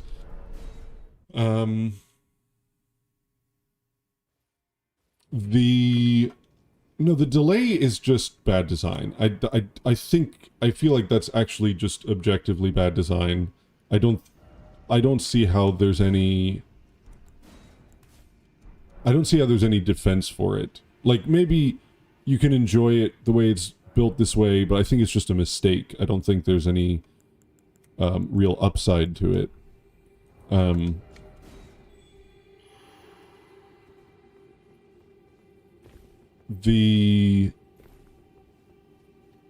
The fact that you can hit them in those pauses, to me, is even worse, because it's so, like, there's no reason that an enemy would just like raise, and the way that Margit does it, for example, is so unrealistic. Like, there's no situation where you're in a fight where you would just raise your arm. Oh, what the heck? What's wrong with my internet?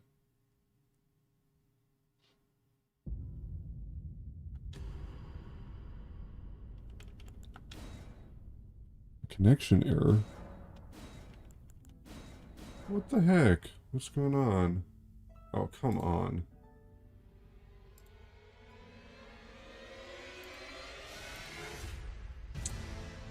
Oh, this better...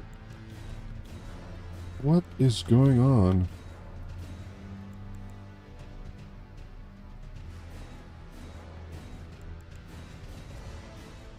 Hold on, I'm gonna restart this. I don't know what's going on. Banned by Miyazaki, criticizing Welcome. No, it's so unrealistic to me. Like, imagine you're in a fight. What, you're gonna like raise your arm for like 10 seconds and allow someone to hit you during that time before hitting them, just to be what, tricky? It doesn't make any sense. Only Margit does that attack? No, Morgott does the same thing. A lot of enemies do that. An amazing number of bosses in the game do that, where they just hold this long line. I mean, Morgott and Margit is probably the worst. Delay attacks are like feints. No, feints, they're not like feints. Because feinting makes sense. The idea that you're going to pretend to attack in order to trick them into blocking something or dodging something that then opens them up for the real attack. Also, why is this not opening up? What the heck?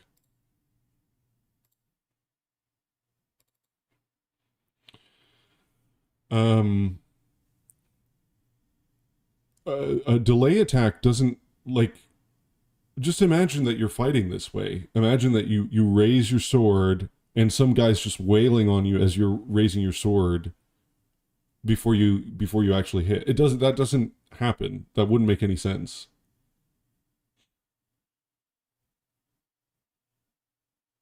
Yeah, but isn't that exactly the same purpose delays serve? I mean, theoretically, I understand what you're saying, that it's a way of being trickier, which I agree, that is the point, is to make the fight harder. But it doesn't make any sense from a diegetic standpoint.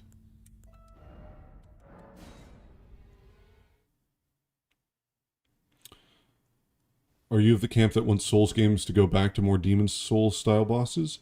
I mean, personally, I would prefer more Demon Souls style bosses, ones that are more puzzle oriented, that require you to think more rather than just all the action. But I also don't have a problem with action, as long as my problem is with the way that they do the action, and the way the way they've gone towards. Like, I appreciate all the flexibility and the oh, unable to summon. I appreciate all the expression, the player expression that you have, the ability to jump, on the player end, everything is way more fluid and I think in general just better overall. But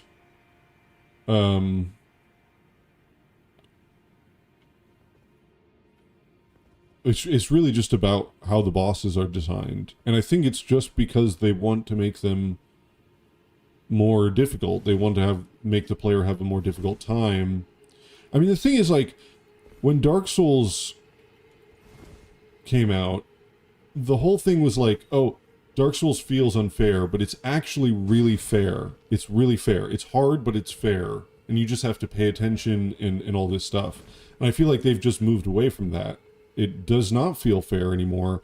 It feels like you have to see attacks in order to know when to dodge. It feels like positioning doesn't really matter at all. So it's not a matter of like whether they're focusing on action or not. It's a matter of how they do the action. Dark Souls was never fair, though.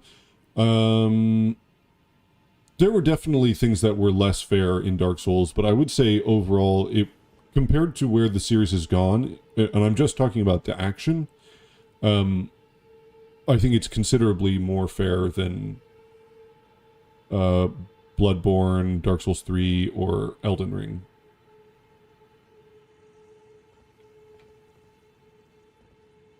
I mean, the way I sort of put it is, I can imagine doing a no-hit run of Dark Souls 1 because I feel like you are always given opportunities.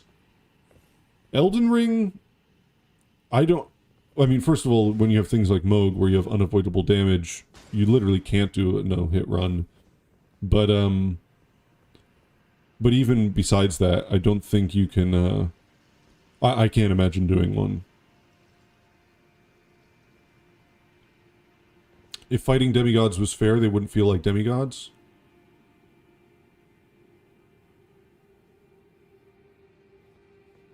I can appreciate that to a certain extent. That's sort of why I enjoyed Promised Consort Radahn. Hitless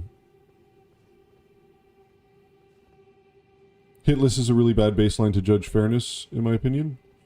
Well, I agree to a certain extent, but I think the idea that the idea that you're given opportunities to avoid damage, I think, is kind of the basis of combat. If you're really focused, if you're really paying attention, then you can get away with you can always come out victorious just by being in the moment and concentrating and not getting, put on tilt, or like by keeping yourself calm and cool and collected and focusing, you can come out ahead. I feel like that's something that existed in Dark Souls, which doesn't really exist in Elden Ring. You can come out ahead by bashing your head against the wall and learning all the boss's movesets, or you can come out ahead by using the RPG system, mechanics, and finding some, I'll say cheesier method, although I don't have a problem with cheeses. I actually enjoy that part of it. But I don't think you can win just by focusing more. At least certainly not to the same extent that you could with Dark Souls.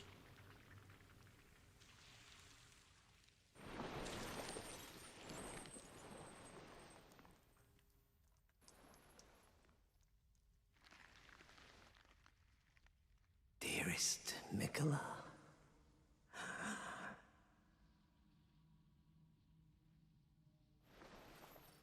you must abide alone a while.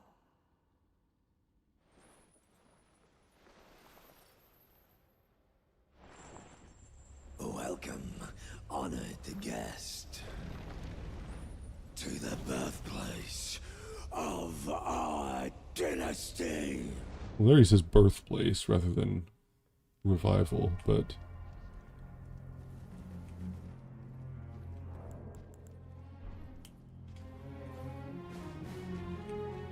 Find out who the voice actor is for Moog.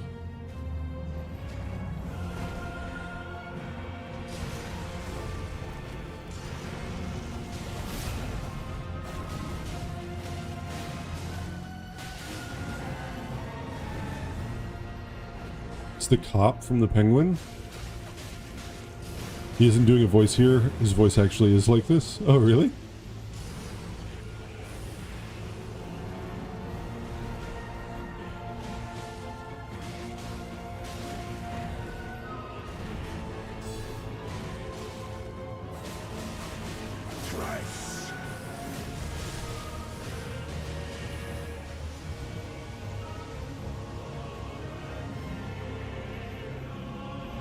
Probably should have put some bleed on this rapier.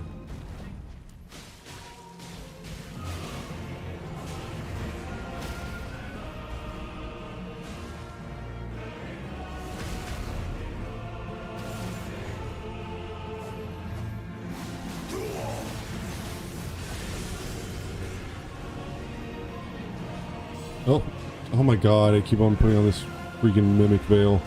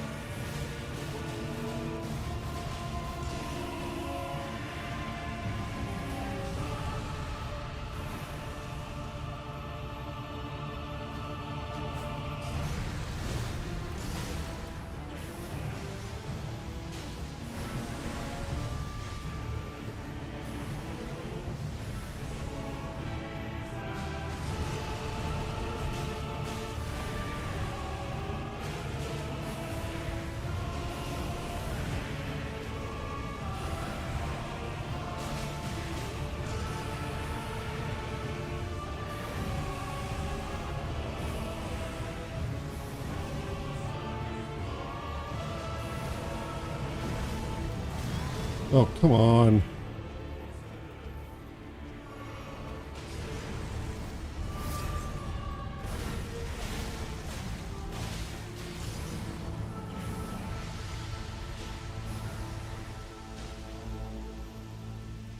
Neil's hitbox is on us, so when Moog stabs the Formless Mother, he stabs us. Oh, crap. Probably shouldn't be reading comments, honestly.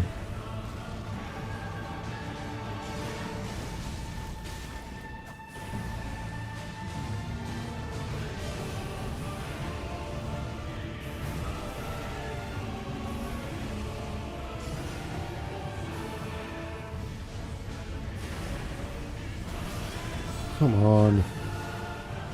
Another thing which they've done a lot more is, oh no. Chinese man. What? What was that hitbox? He hit behind himself?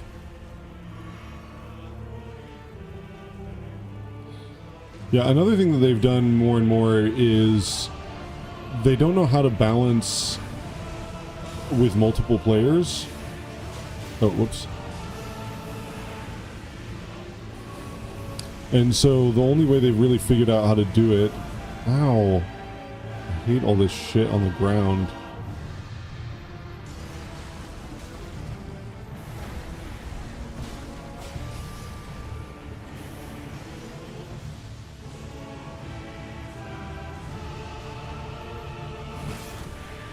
Oh, that's it. Is mine and mine alone. That's it.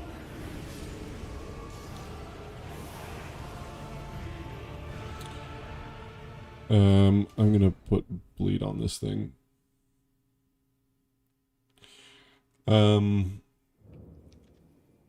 Yeah, they don't really know how to balance for multiple players, because it's just something that you can't really deal with when you're designing a boss. I mean, there are ways to design around that, but it's something very difficult, I think. And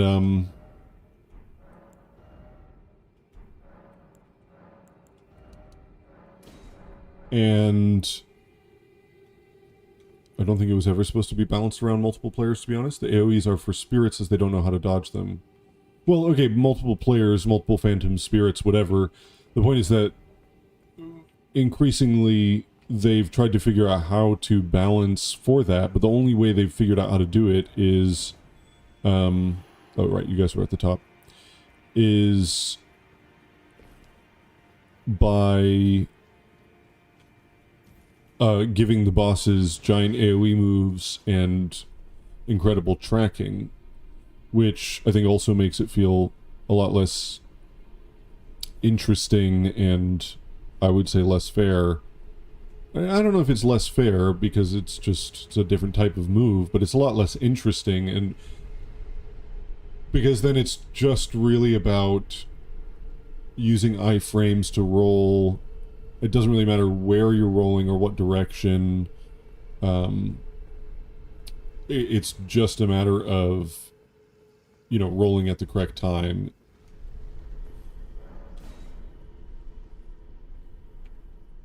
I think they tried to balance for the spirit summons, not multiple players. I mean, I don't see what the significant difference would be.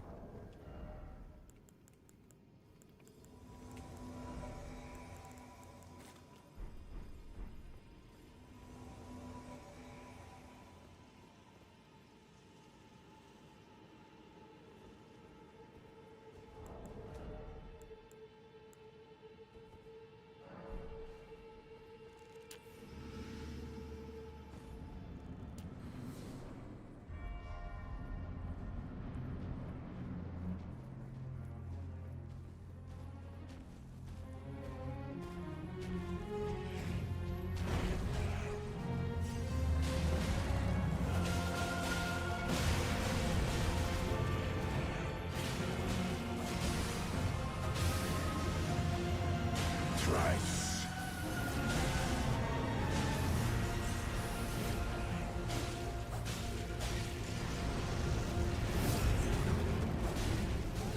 What? Oh, come on. See, things like that, attacks like that, I just hate.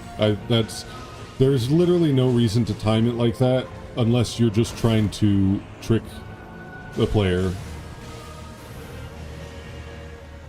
You give me a telegraph, which is wrong.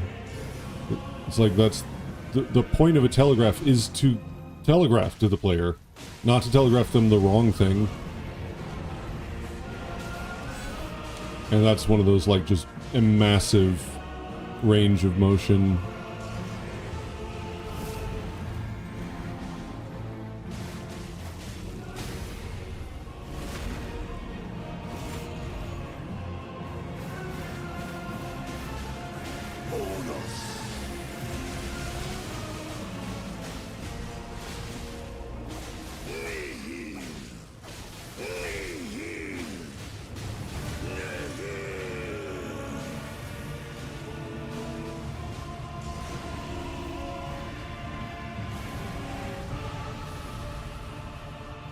Oh, whoops. Why am I doing that?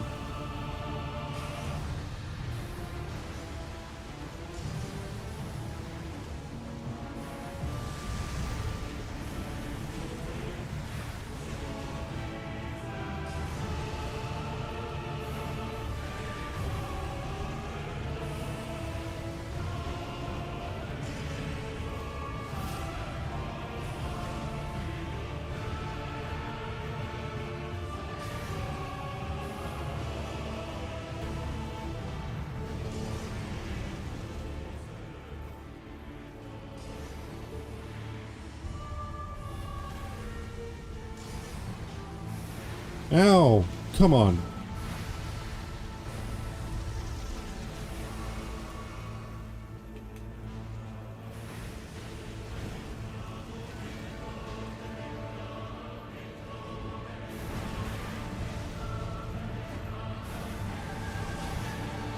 But I think it's, like, I feel like people get sort of, they fetishize the difficulty in these games. When the difficulty, as Miyazaki has stated multiple times, is to give the player a greater sense of accomplishment. But it's like, you know, if you, it's the whole thing of like, if you run a race, there we go. Nice. Good job, guys. Thank you. I appreciate this immensely.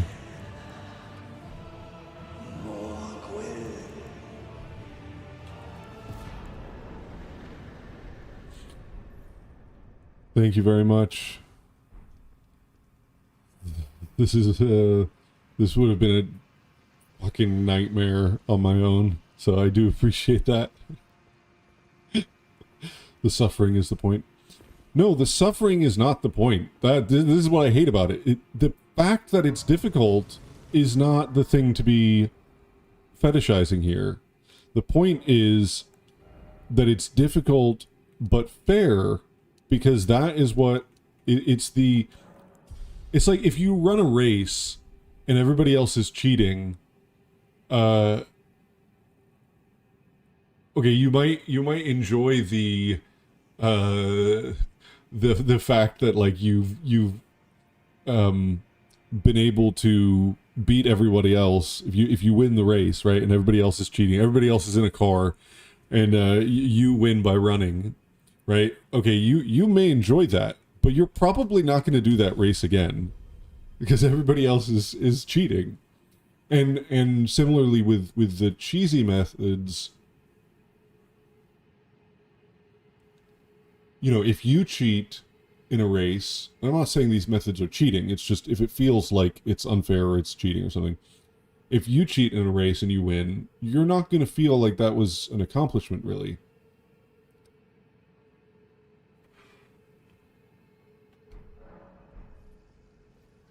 Okay, I'm going to quit out and do this way, so I can use the camera. It isn't fair, but you respawn, the boss doesn't. True. Well, I mean, the boss, like, you fight the boss until you win, right? So it's not like the boss just disappears after a certain point if you keep on fighting him. Like, you still have to win.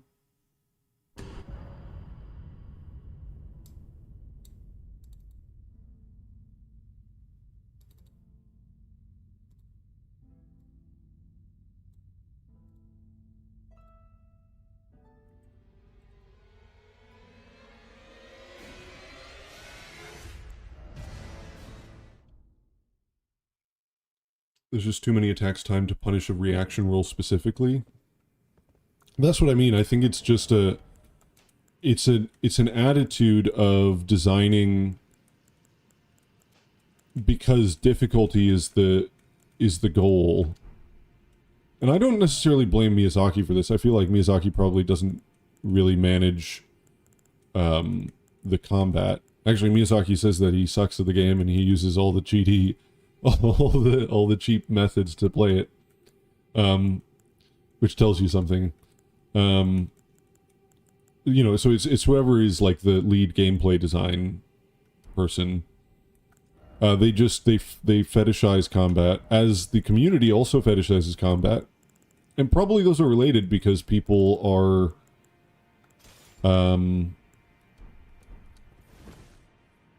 they do listen to the community. You don't think it's about fetishizing difficulty?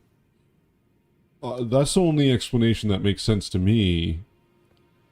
Because if they didn't care about it being difficult or not, then they wouldn't... I don't think you would be encouraged to put in these, like, delayed attacks. The alternative is being able to spam roll and get away with it. I mean, one way that you could make the game difficult and also avoid all this stuff is just get rid of iframes. The iframes don't really make that much sense anyway. I think probably the best thing you would do is if you had a sidestep like Bloodborne without iframes, no rolling, and you just tune down these bosses so that telegraphs were actually telegraphing the attacks, I think you would end up with a much better and much more fair feeling combat system.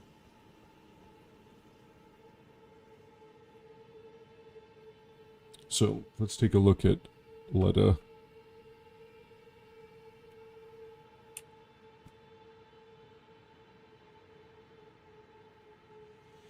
If the combat worked the same way as DS1, then it wouldn't be difficult at all, though. You are saying that because you have either played DS1 many times, or you played it after playing some of the later games in the series? DS1 was known for being exceptionally difficult. It was literally prepare to die. That was the tagline. People stopped playing. It took me a month to beat the game the first time that I played it. That was the first one I played. So, I mean, yeah, of course, once you learn the basic combat system that has been the same since Demon Souls, then coming back to Dark Souls 1 is way easier, because the bosses just don't pull the kind of bullshit that they do in Bloodborne or Elden Ring or DS3. They're a lot slower. Everything's a lot slower. But I don't think you should be designing these games for veterans. I think you should be designing them for first-time players.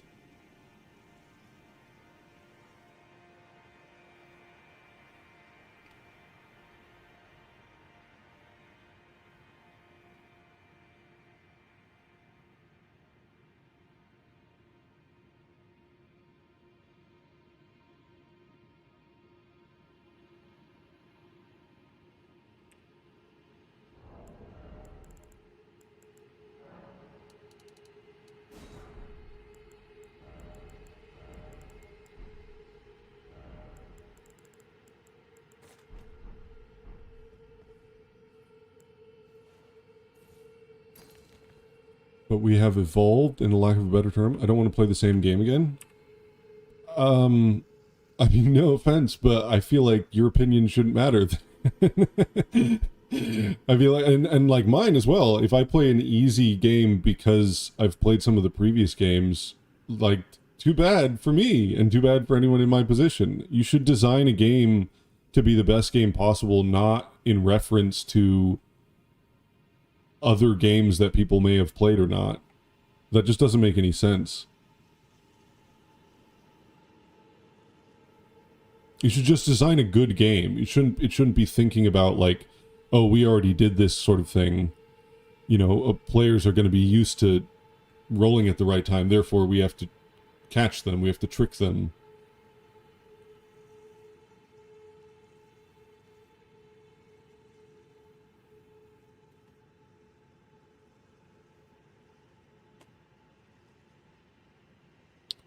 This scale armor kind of reminds me of like the Black Knife.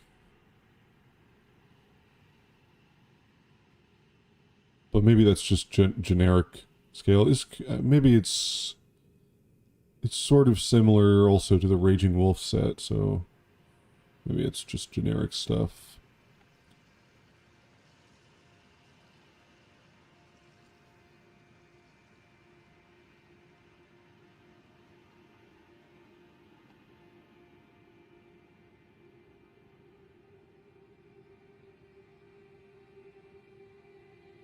Alright, let's talk to her.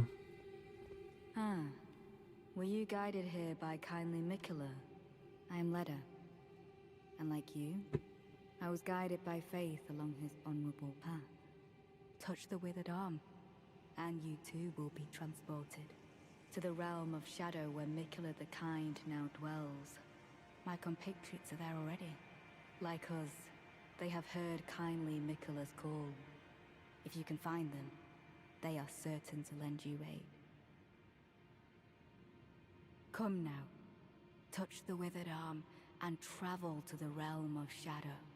I will not be far behind. May we meet again.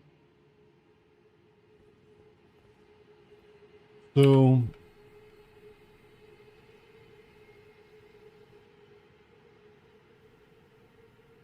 are those snakes? Or just like branchy things?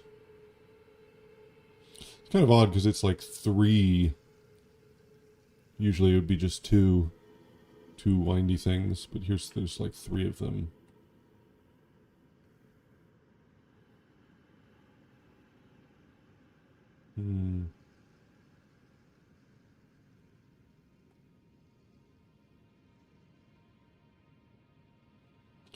That's Mikola.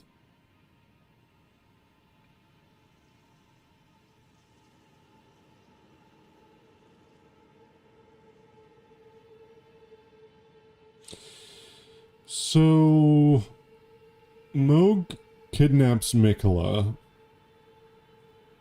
brings him here to be his consort.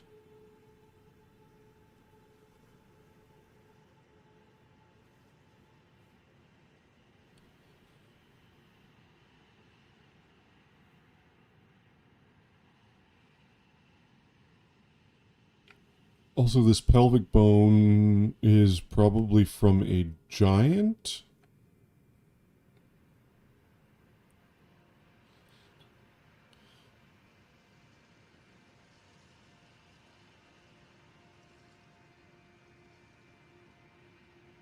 The way his hand sits reminds me of the Chinkodea.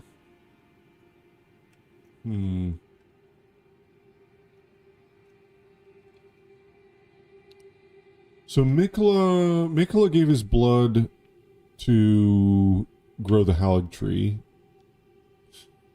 He put himself in a cocoon to do something. Moog steals him. He's metamorphosing, growing older. And the influence of Moog's omen blood, which is not blessed by grace because he's an omen, Is this what allows him to get to the Land of Shadow? It's because it's not covered by grace. Moog want Mikla, but Mikla want Radon. The real question is, Radon wanted who? Radon wanted his horse. Not in a creepy way. The egg is actually gigantic? Yeah. No, I mean, he's like giant-sized. He's enormous, and he's an adult, which is weird. It's as if the cocoon is to escape his curse.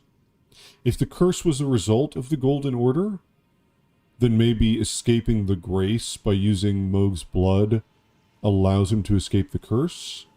And then... I mean, what's odd is that he also has a body to discard in the Land of Shadow. Although you could argue whether that's a flesh and blood body or like a spirit body of some kind. But apparently this was all part of the plan and Mikla intended this. Yeah, it would make sense if the idea was... See, if the idea was with Moog that his blood being Omen blood, it's not affected by grace, it's outside of Erdtree's grace, that somehow this has some ability to get him to the Land of Shadow. That would make sense as the reason for, let's say, charming Moog into doing this. But it's not really clear how the cocoon would fit into that, because the cocoon, it's as if he's metamorphosing into something. And the Halig tree, none of that seems to be related really to his plans in the Land of Shadow. It's like he came up with a different plan at some point.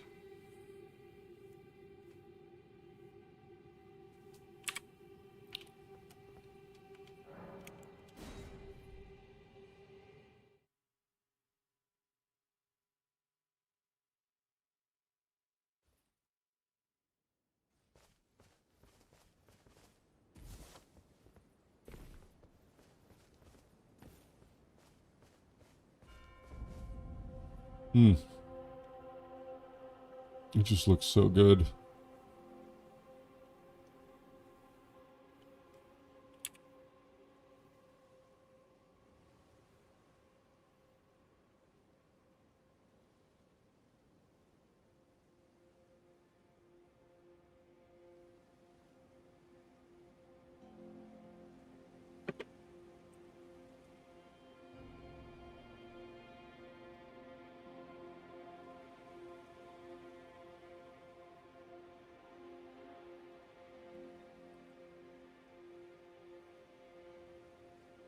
We've got the moon.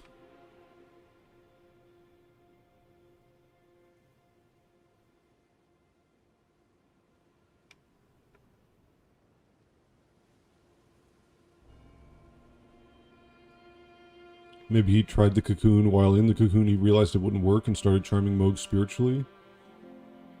Yeah.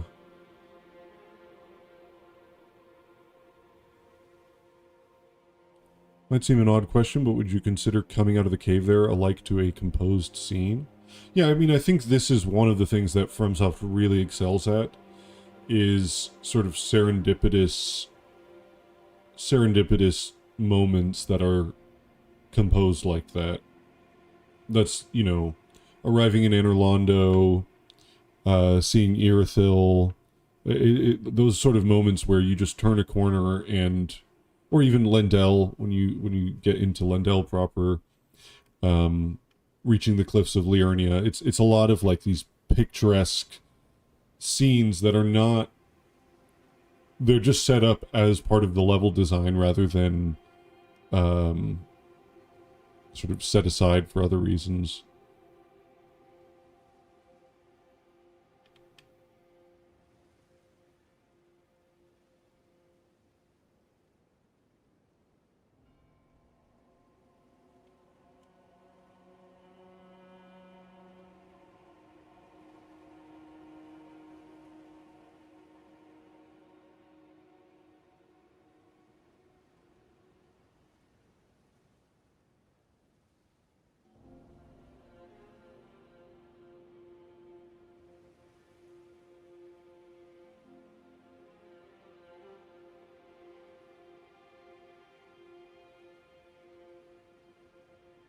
What is this?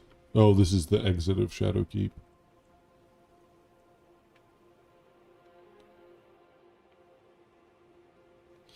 I wonder if this is supposed to suggest a development from the Rao style structures to the Norman, like Romanesque structures.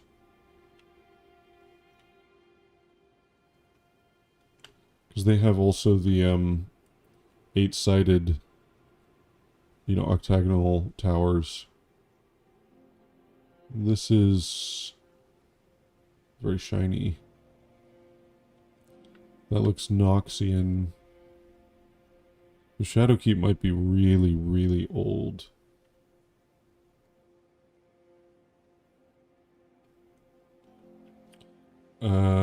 It's so funny to see clips of ADHD streamers constantly swiveling around their camera and looking at chat during moments like that and missing this shot. Yeah, I mean, I can be pretty ADHD too. So that's Castle Ensis. Also similar in design.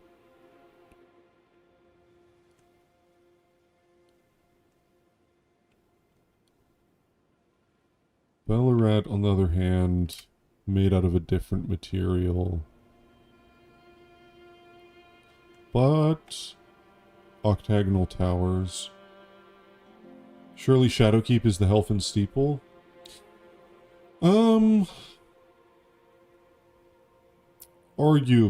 Arguable. If you imagine that the Helfen Steeple description is more of like a folk legend that has come up and kind of been distorted, like the telephone game,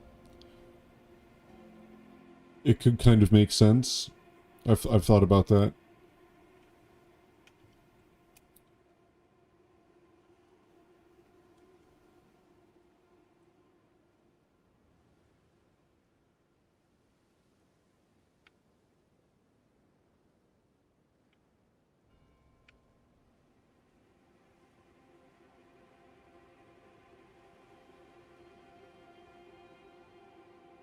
Shaman Village.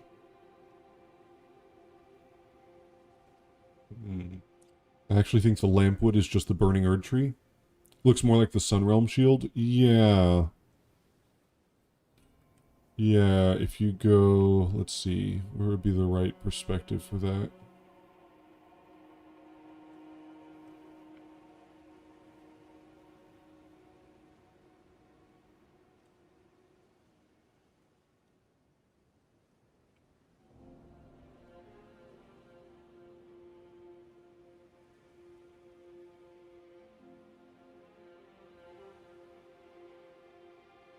It's got too many towers there.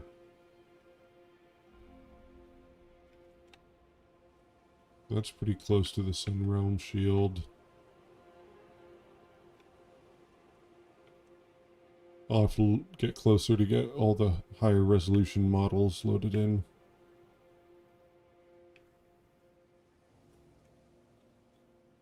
And the suppressing pillar. It's amazing how much is loaded in right at this point. I mean, that is probably the most, just on a technical level, the most remarkable thing about Elden Ring and the DLC is because they had this idea that you want to be able to, like, see everything from every point, basically. You have to load in so much all the time. Like, the Shadow Tree, the Erd Tree, you can see them from everywhere. All these different areas. You can see the Giant's Forge from the beginning of the game. I mean, that must be so annoying to have to deal with that.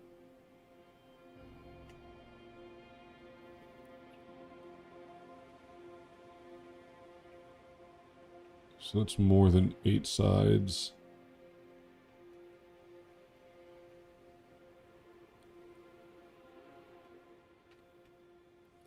Yeah, the furnaces, they're like loaded in everywhere.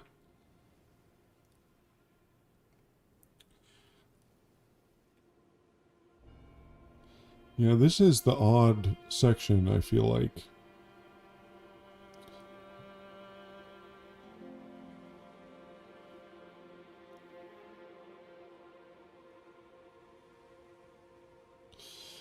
It could be that this was way more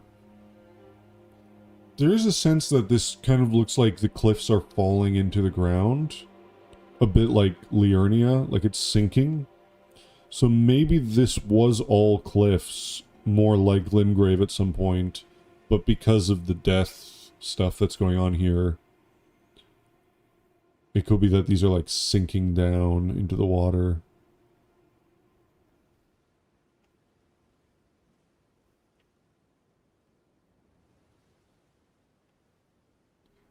That might make more sense, actually. Yeah, it's wild. Like, this guy's loaded in full detail, actually. That's crazy.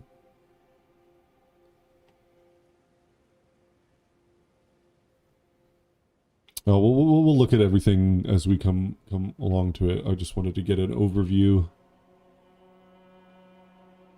Is this Torrent?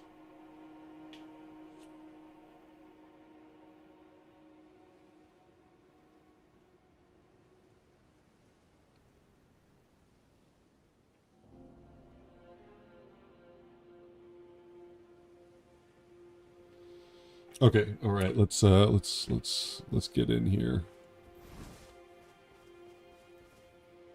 Also, weird lighting effects in the DLC. I noticed, like, sort of higher saturation and contrast. Kind of makes it look strange, which I guess is just to give it the sense of Shadowlands.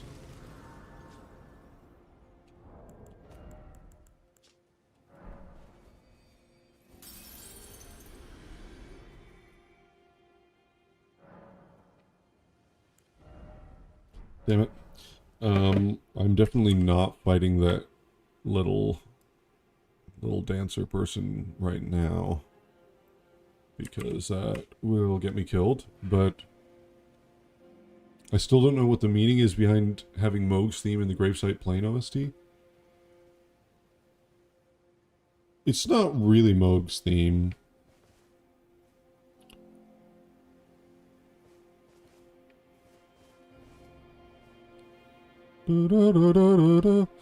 Moog's theme is like it's continues upwards. Maybe that's intentional. But it's a pretty loose similarity. I do like this ambient track though. It's actually one of the best, I would say one of the best ambient tracks in the whole game.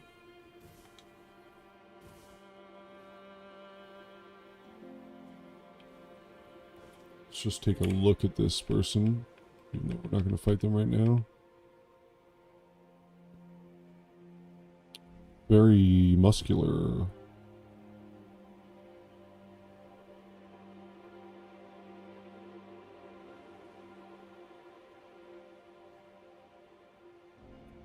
There is a portion of the gravesite theme that really sells me on it, but I'm not sure.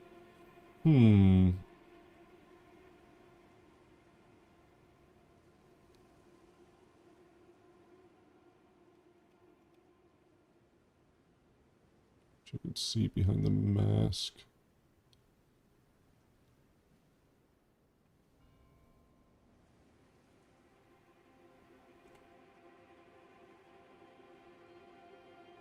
White hair with braids. They have braids. Interesting.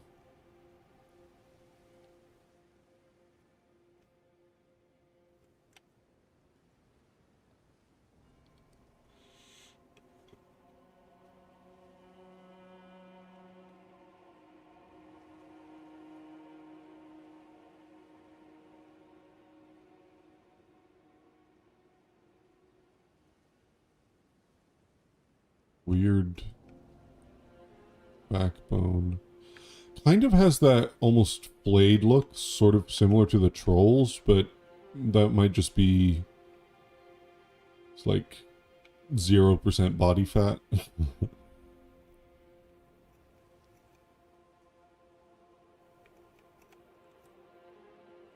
remember all the speculation around what these were when they dropped the concept art. I expected a Mother of Omen boss or something. You know, my speculation, which I haven't really returned to, was that it had something to do with Eocade, because, you know, the regalia of Eocade says swords of Eocade danced through the skies. And actually, they're said to be ascetics, which is also how Eocade is described. So I wonder if that's related. Plus Thorns, Elimer.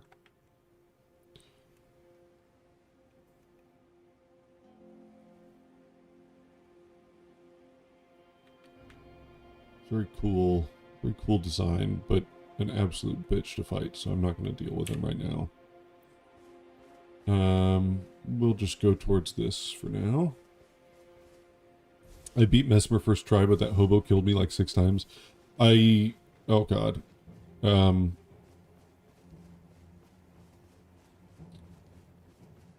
know, I also just hate the fact that the ambient music turns into combat music. It's like my problem with Skyrim.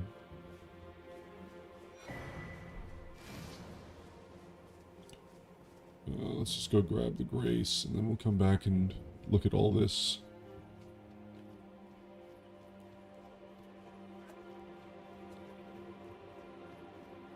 Everyone thought this was either Godwin or America. That's funny.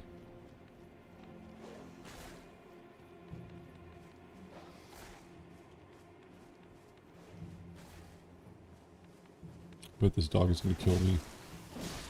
Damn.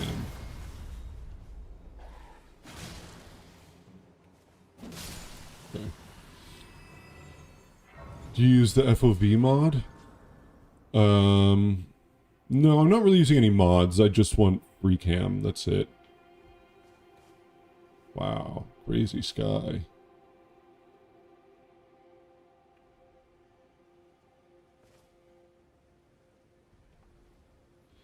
Okay, let's look at a couple things.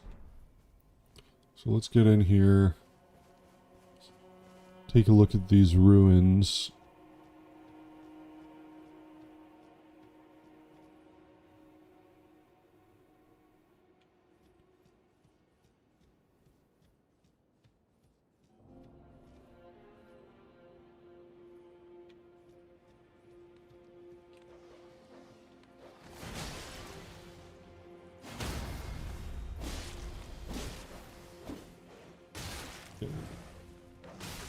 Oh my god, stop. Freaking dogs. Alright, let's just kill a couple of these guys and then we'll free cam around.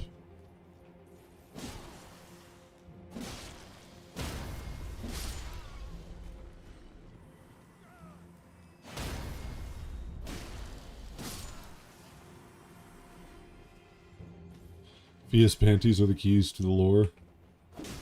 That's why they need to be modded in and you get banned for having them.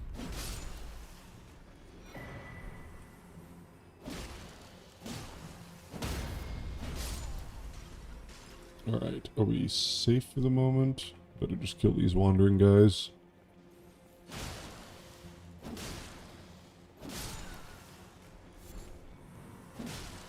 Got some Rada fruit, we'll take a look at that. We also want to look at some of these guys on their own.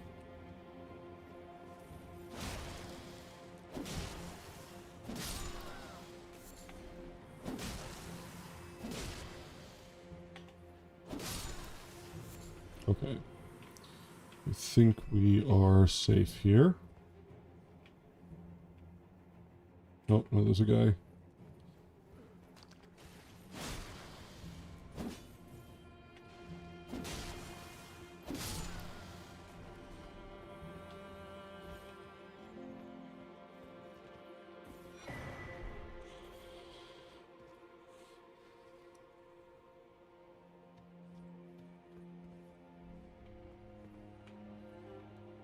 Alright, let's take a look around a bit.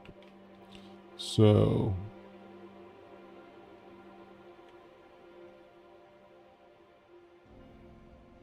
that's one ugly motherfucker.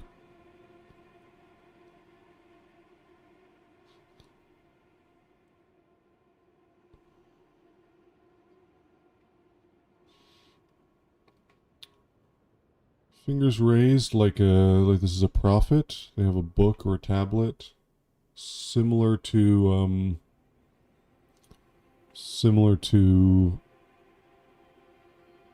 the Dynast, Elton John.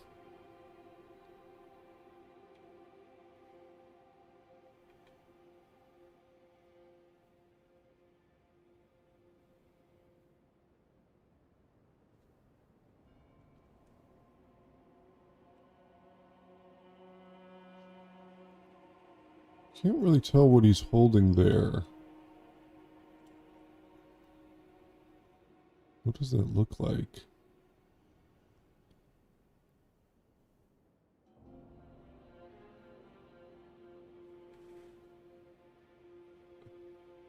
It's not a dagger, I don't think.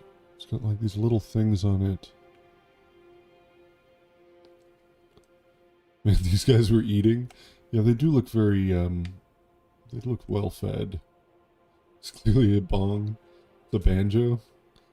I can't tell if that ring is, like a, just part of his clothing, or if it's on the end of this. It kind of looks like it's on the end of this. And that looks like another ring. So it's got like 2 rings and these 3 little things.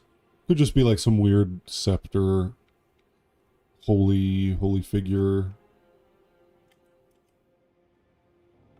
So these very like frog-like faces. Keyblade, it's a keyblade. Kingdom Hearts is light.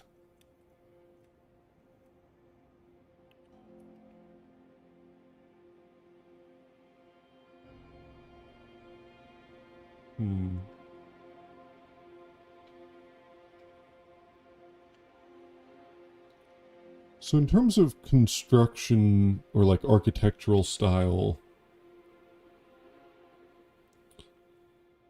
it looks vaguely Sellian to me. But I don't know if there's anything to, or like Eternal City coded. I don't think I've ever seen that window before. Arched windows.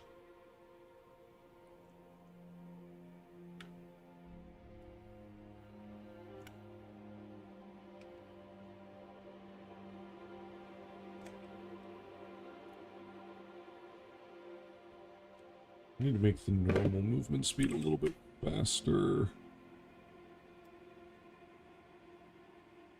Go to 50. Bring this down to...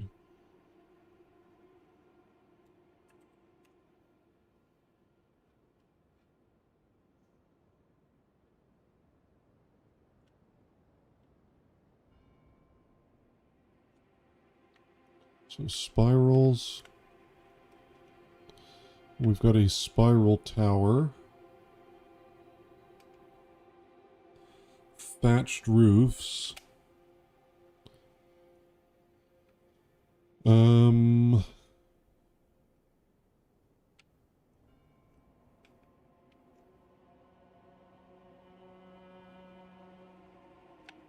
Is this 8-sided actually? Yes it is, isn't it? So that would suggest a row connection. Hexagonal tower.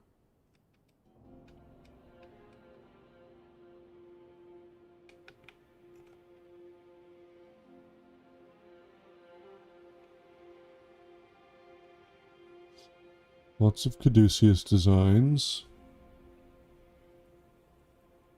What's with the curtains? Yeah. Yeah, that's a good point.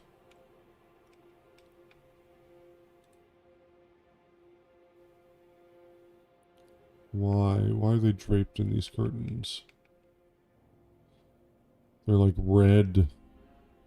It's a bit like maybe the exile soldiers. Who put them there? Giants. I don't know, it would be difficult to put them on, I think.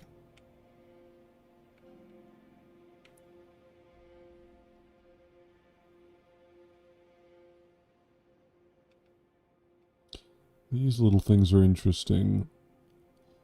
Little horns that are... what, gonna grow into trees? Like this?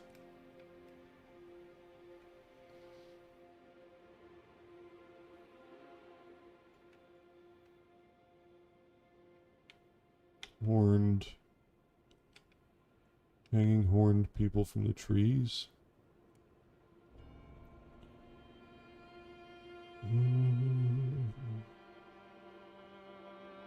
Shielding from the shadow tree.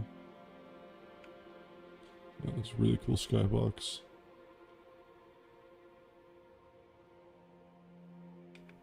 Let's take a look at some of these guys.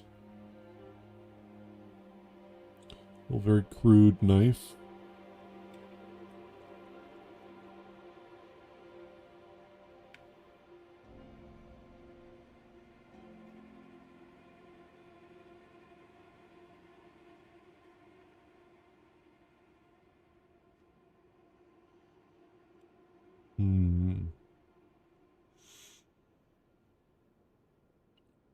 Horns tied to repel or attract spirits? Yeah. Here's some guy that's scrounging for rocks.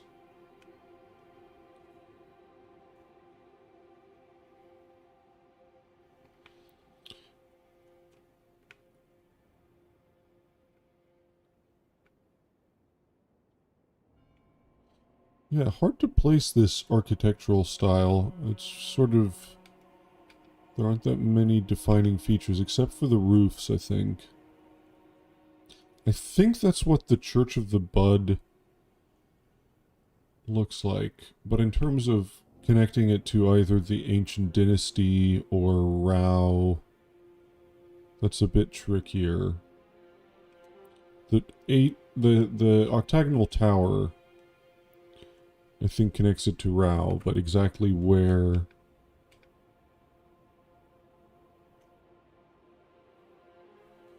the pattern on the inner arch is unique.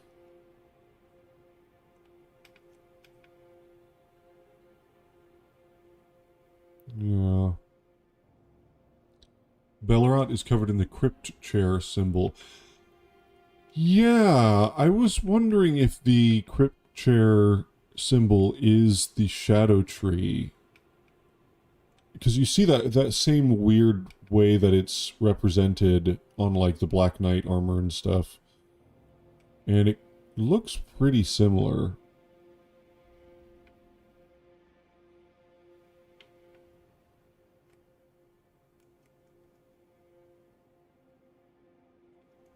Why are they collecting rocks?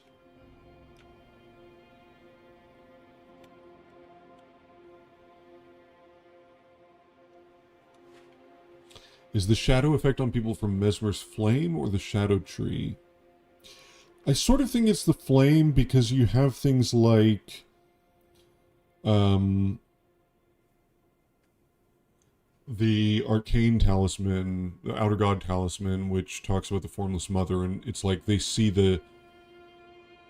in the shadow, in the twisted shadow, they find the formless mother, and that is because of the fire. I think fire creating sort of shadows. It's like the what do you call it? The ash left over kind of leaves an imprint.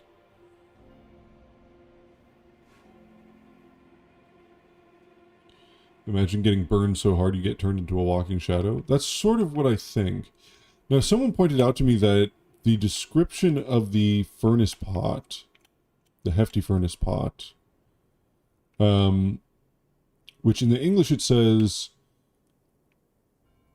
something like, the flame burns both the body and soul.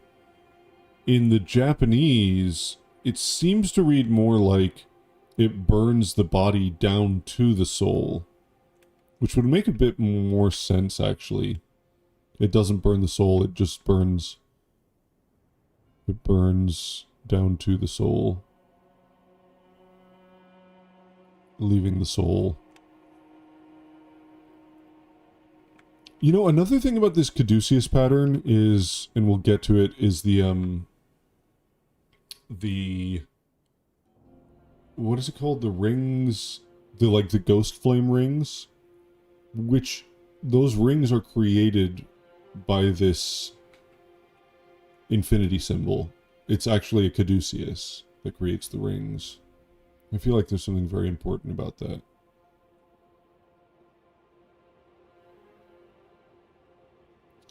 Time of day is changing. It's weird because it's almost as if... Is that the sunset? Or is that the sunset? Or is that the sun? It's like kind of a strange moon.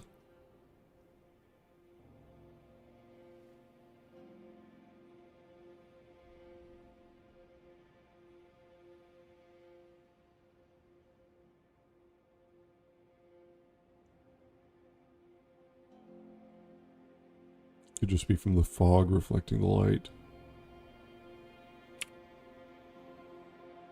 So refreshing to not hear it be called a double helix every time.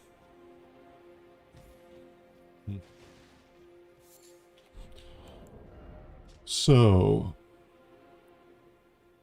they burn in dark and slender ribbons of fire.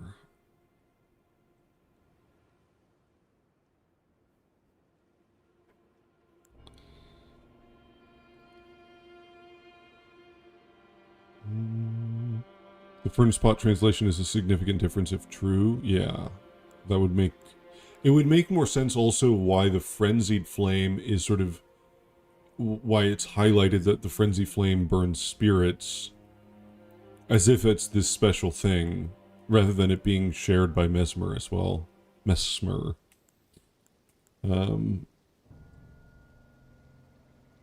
Red flesh mushroom.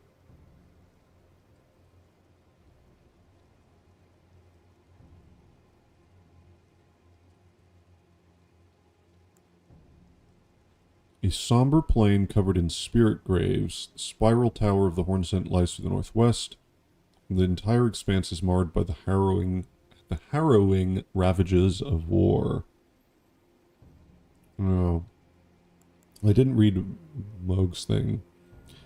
Wishing to raise Mikola to full godhood, Mohg wished to become his consort, taking the role of monarch. But no matter how much of his bloody bedchamber he tried to share, he received no response from the young Empyrean.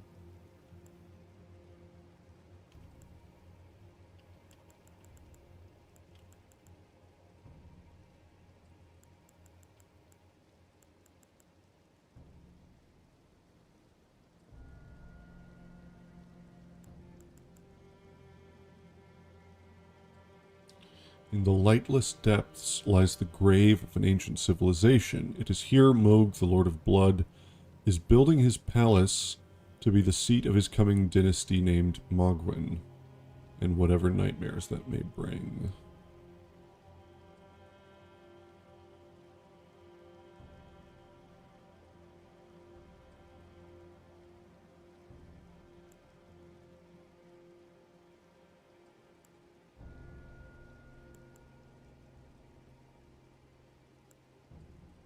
We'll look at the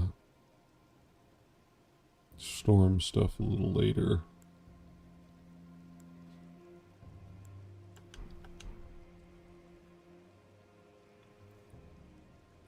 Imagining Mesmer constantly correcting everyone he meets at court when they call him Mesmer by going, "It's Mesmer, Mesmer," like Bradley Cooper in Licorice Pizza.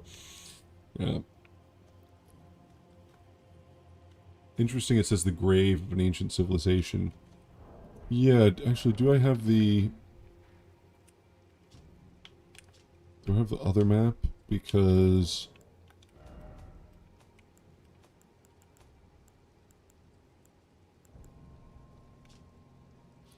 Two great rivers flow beneath the lands between the Shifra and the Incel.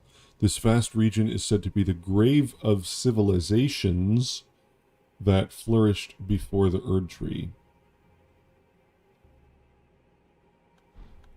implying multiple civilizations. Now, it could just be like the Ool and the Ould and maybe another Ool thingy. The fact that there's a difference between Ool and Ould kind of suggests like it's not a unified, it's not an entirely unified dynasty, maybe?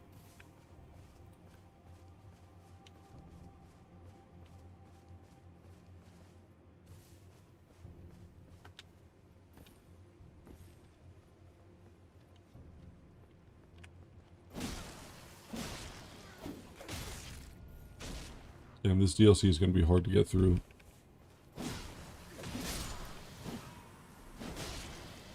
Literally getting killed by commoners. Oh, we didn't look at Rada fruit. What does that say?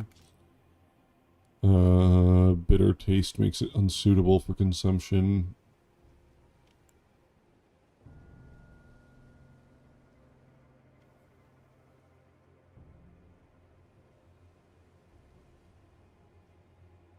So the resin is a primitive catalyst.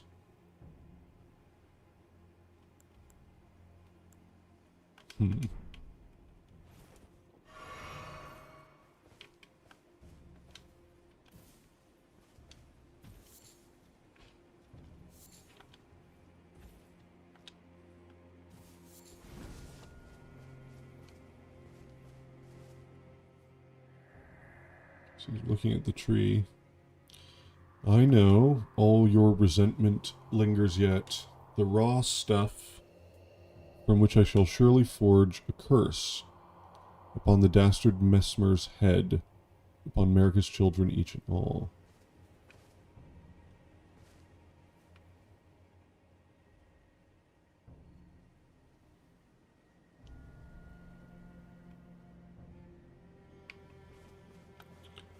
Are these one tree or two?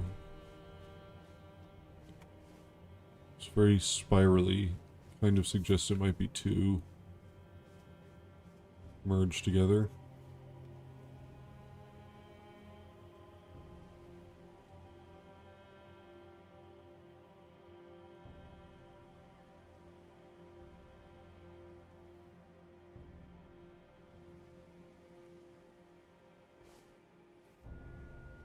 Feels like and Uruk to me. Yeah, and that would make sense because it's basically the same word in Japanese. You know, the R and L sound are the same same sound in Japanese.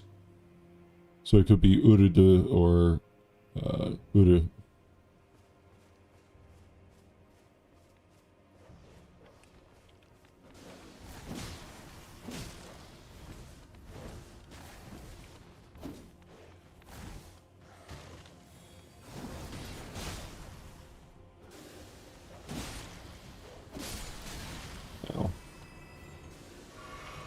Let's take a look at this guy. Oops. He's got a little wooden catalyst. Is that a snake-y thing? Or is that that's just vines? He's hooded.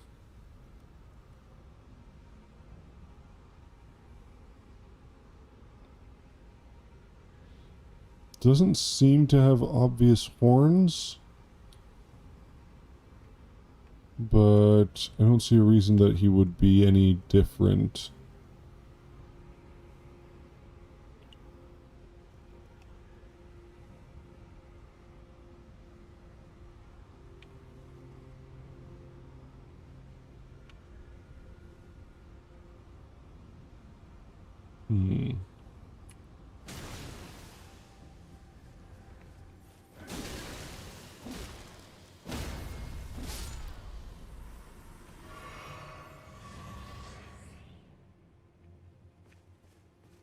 So, spirit graves. You have a bunch of gravestones, they turn into spirits, and then they disappear, and then they kind of feed the grass.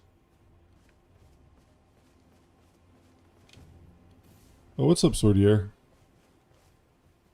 He has a halo? I think that's just like the commoner headband. It's like what I'm wearing. As a result, the term kinokobu has become a poetic way to describe old, worn-out things that have been shaped by the forces of nature. Kinoshi or kinokobu, but more specifically kinokogare, which literally means rotted with mushrooms or mushroom decay. I wonder if this is why we see mushrooms everywhere. Yeah, I think the idea that the mushrooms are basically some kind of rot. They just pop up when things are old and have worn out.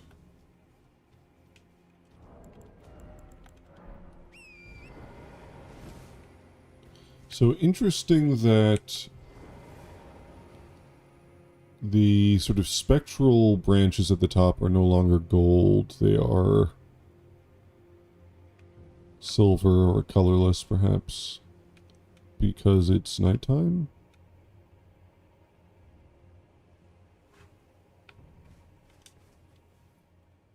Let's try seeing a couple different times of day.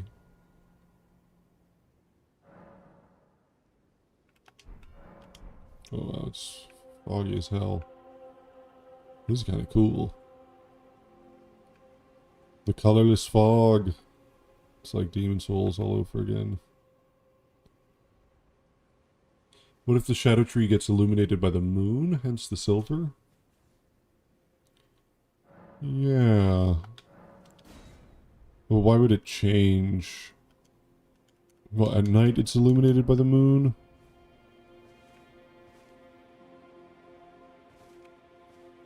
Hmm.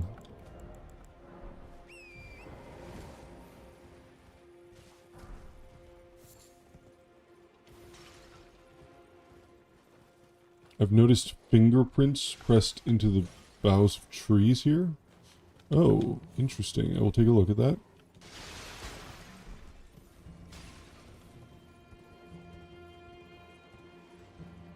Let's just get up to the top here. Ow.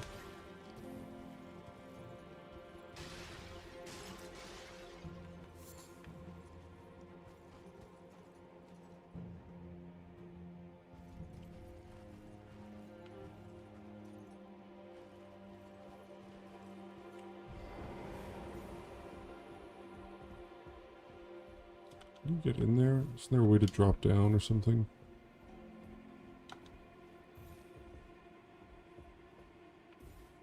Oh, it's just here. So, fingerprints.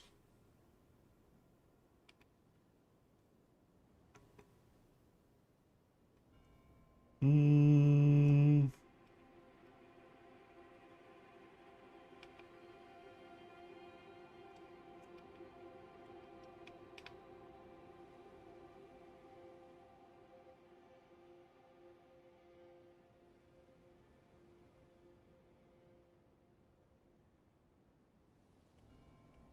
I think it's just like a bunch of little strands of roots that are put together.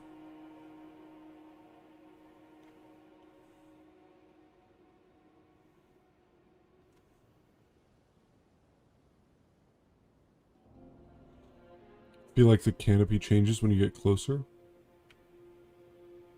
You're talking about this tree or the shadow tree? The shadow tree has lots of different versions of this, like, I don't even know what is going on there, like the spectral branches.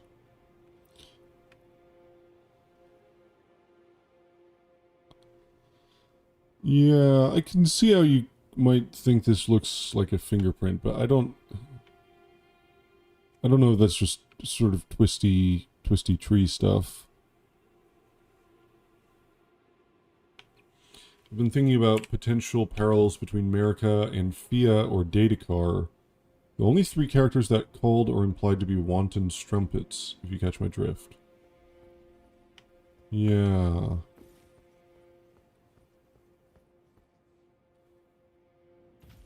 Oops.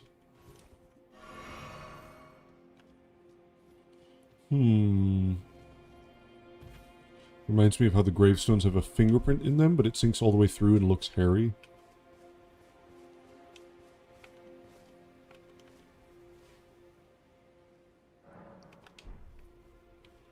I think let's get a little bit closer to Bellerot and take a look at that. I suppose we can look at this guy, though.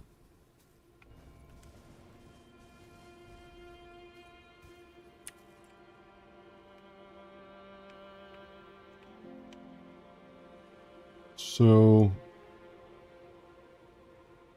this is like a fire giant head, but it's like a golem version of a fire giant.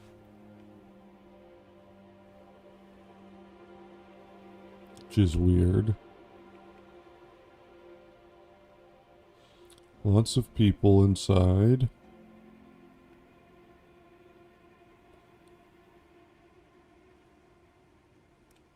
So is he fueled by the burning people? Is that the idea? It's like their life, their soul power burning is what's making it alive?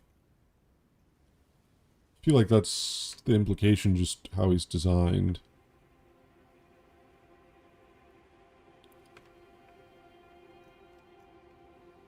Just random little horse in there.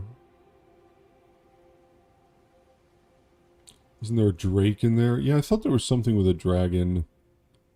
I can't remember where, though.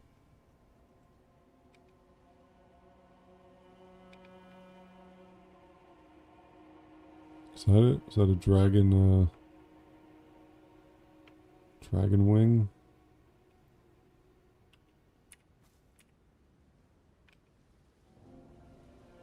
That looks like a dragon wing, for sure.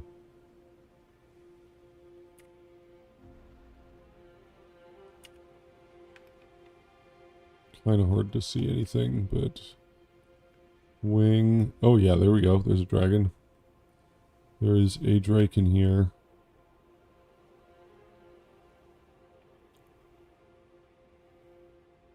That's interesting.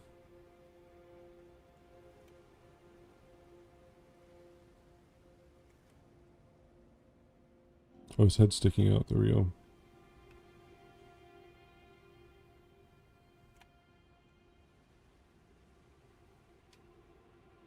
And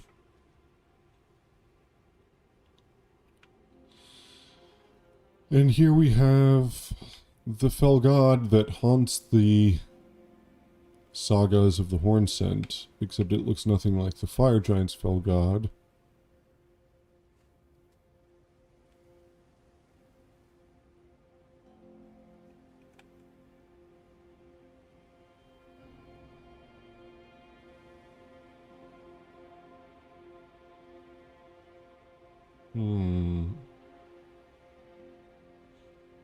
Closed eyes. Also similar to the Omen Smirk mask, which supposedly haunts their nightmares. But that one is smiling. This one seems more dolorous.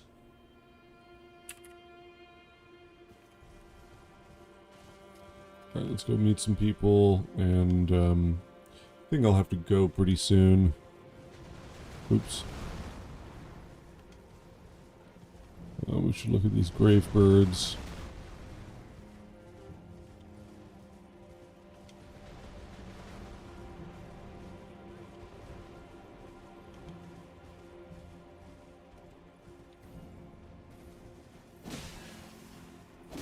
Damn, I can't even one-hit the goats. It's pretty rough.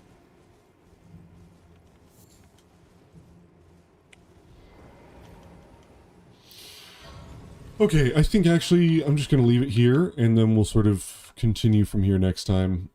I'm just losing my energy a little bit. So, thank you for helping me out with Moog. I appreciate that. And thank you to everyone for stopping by.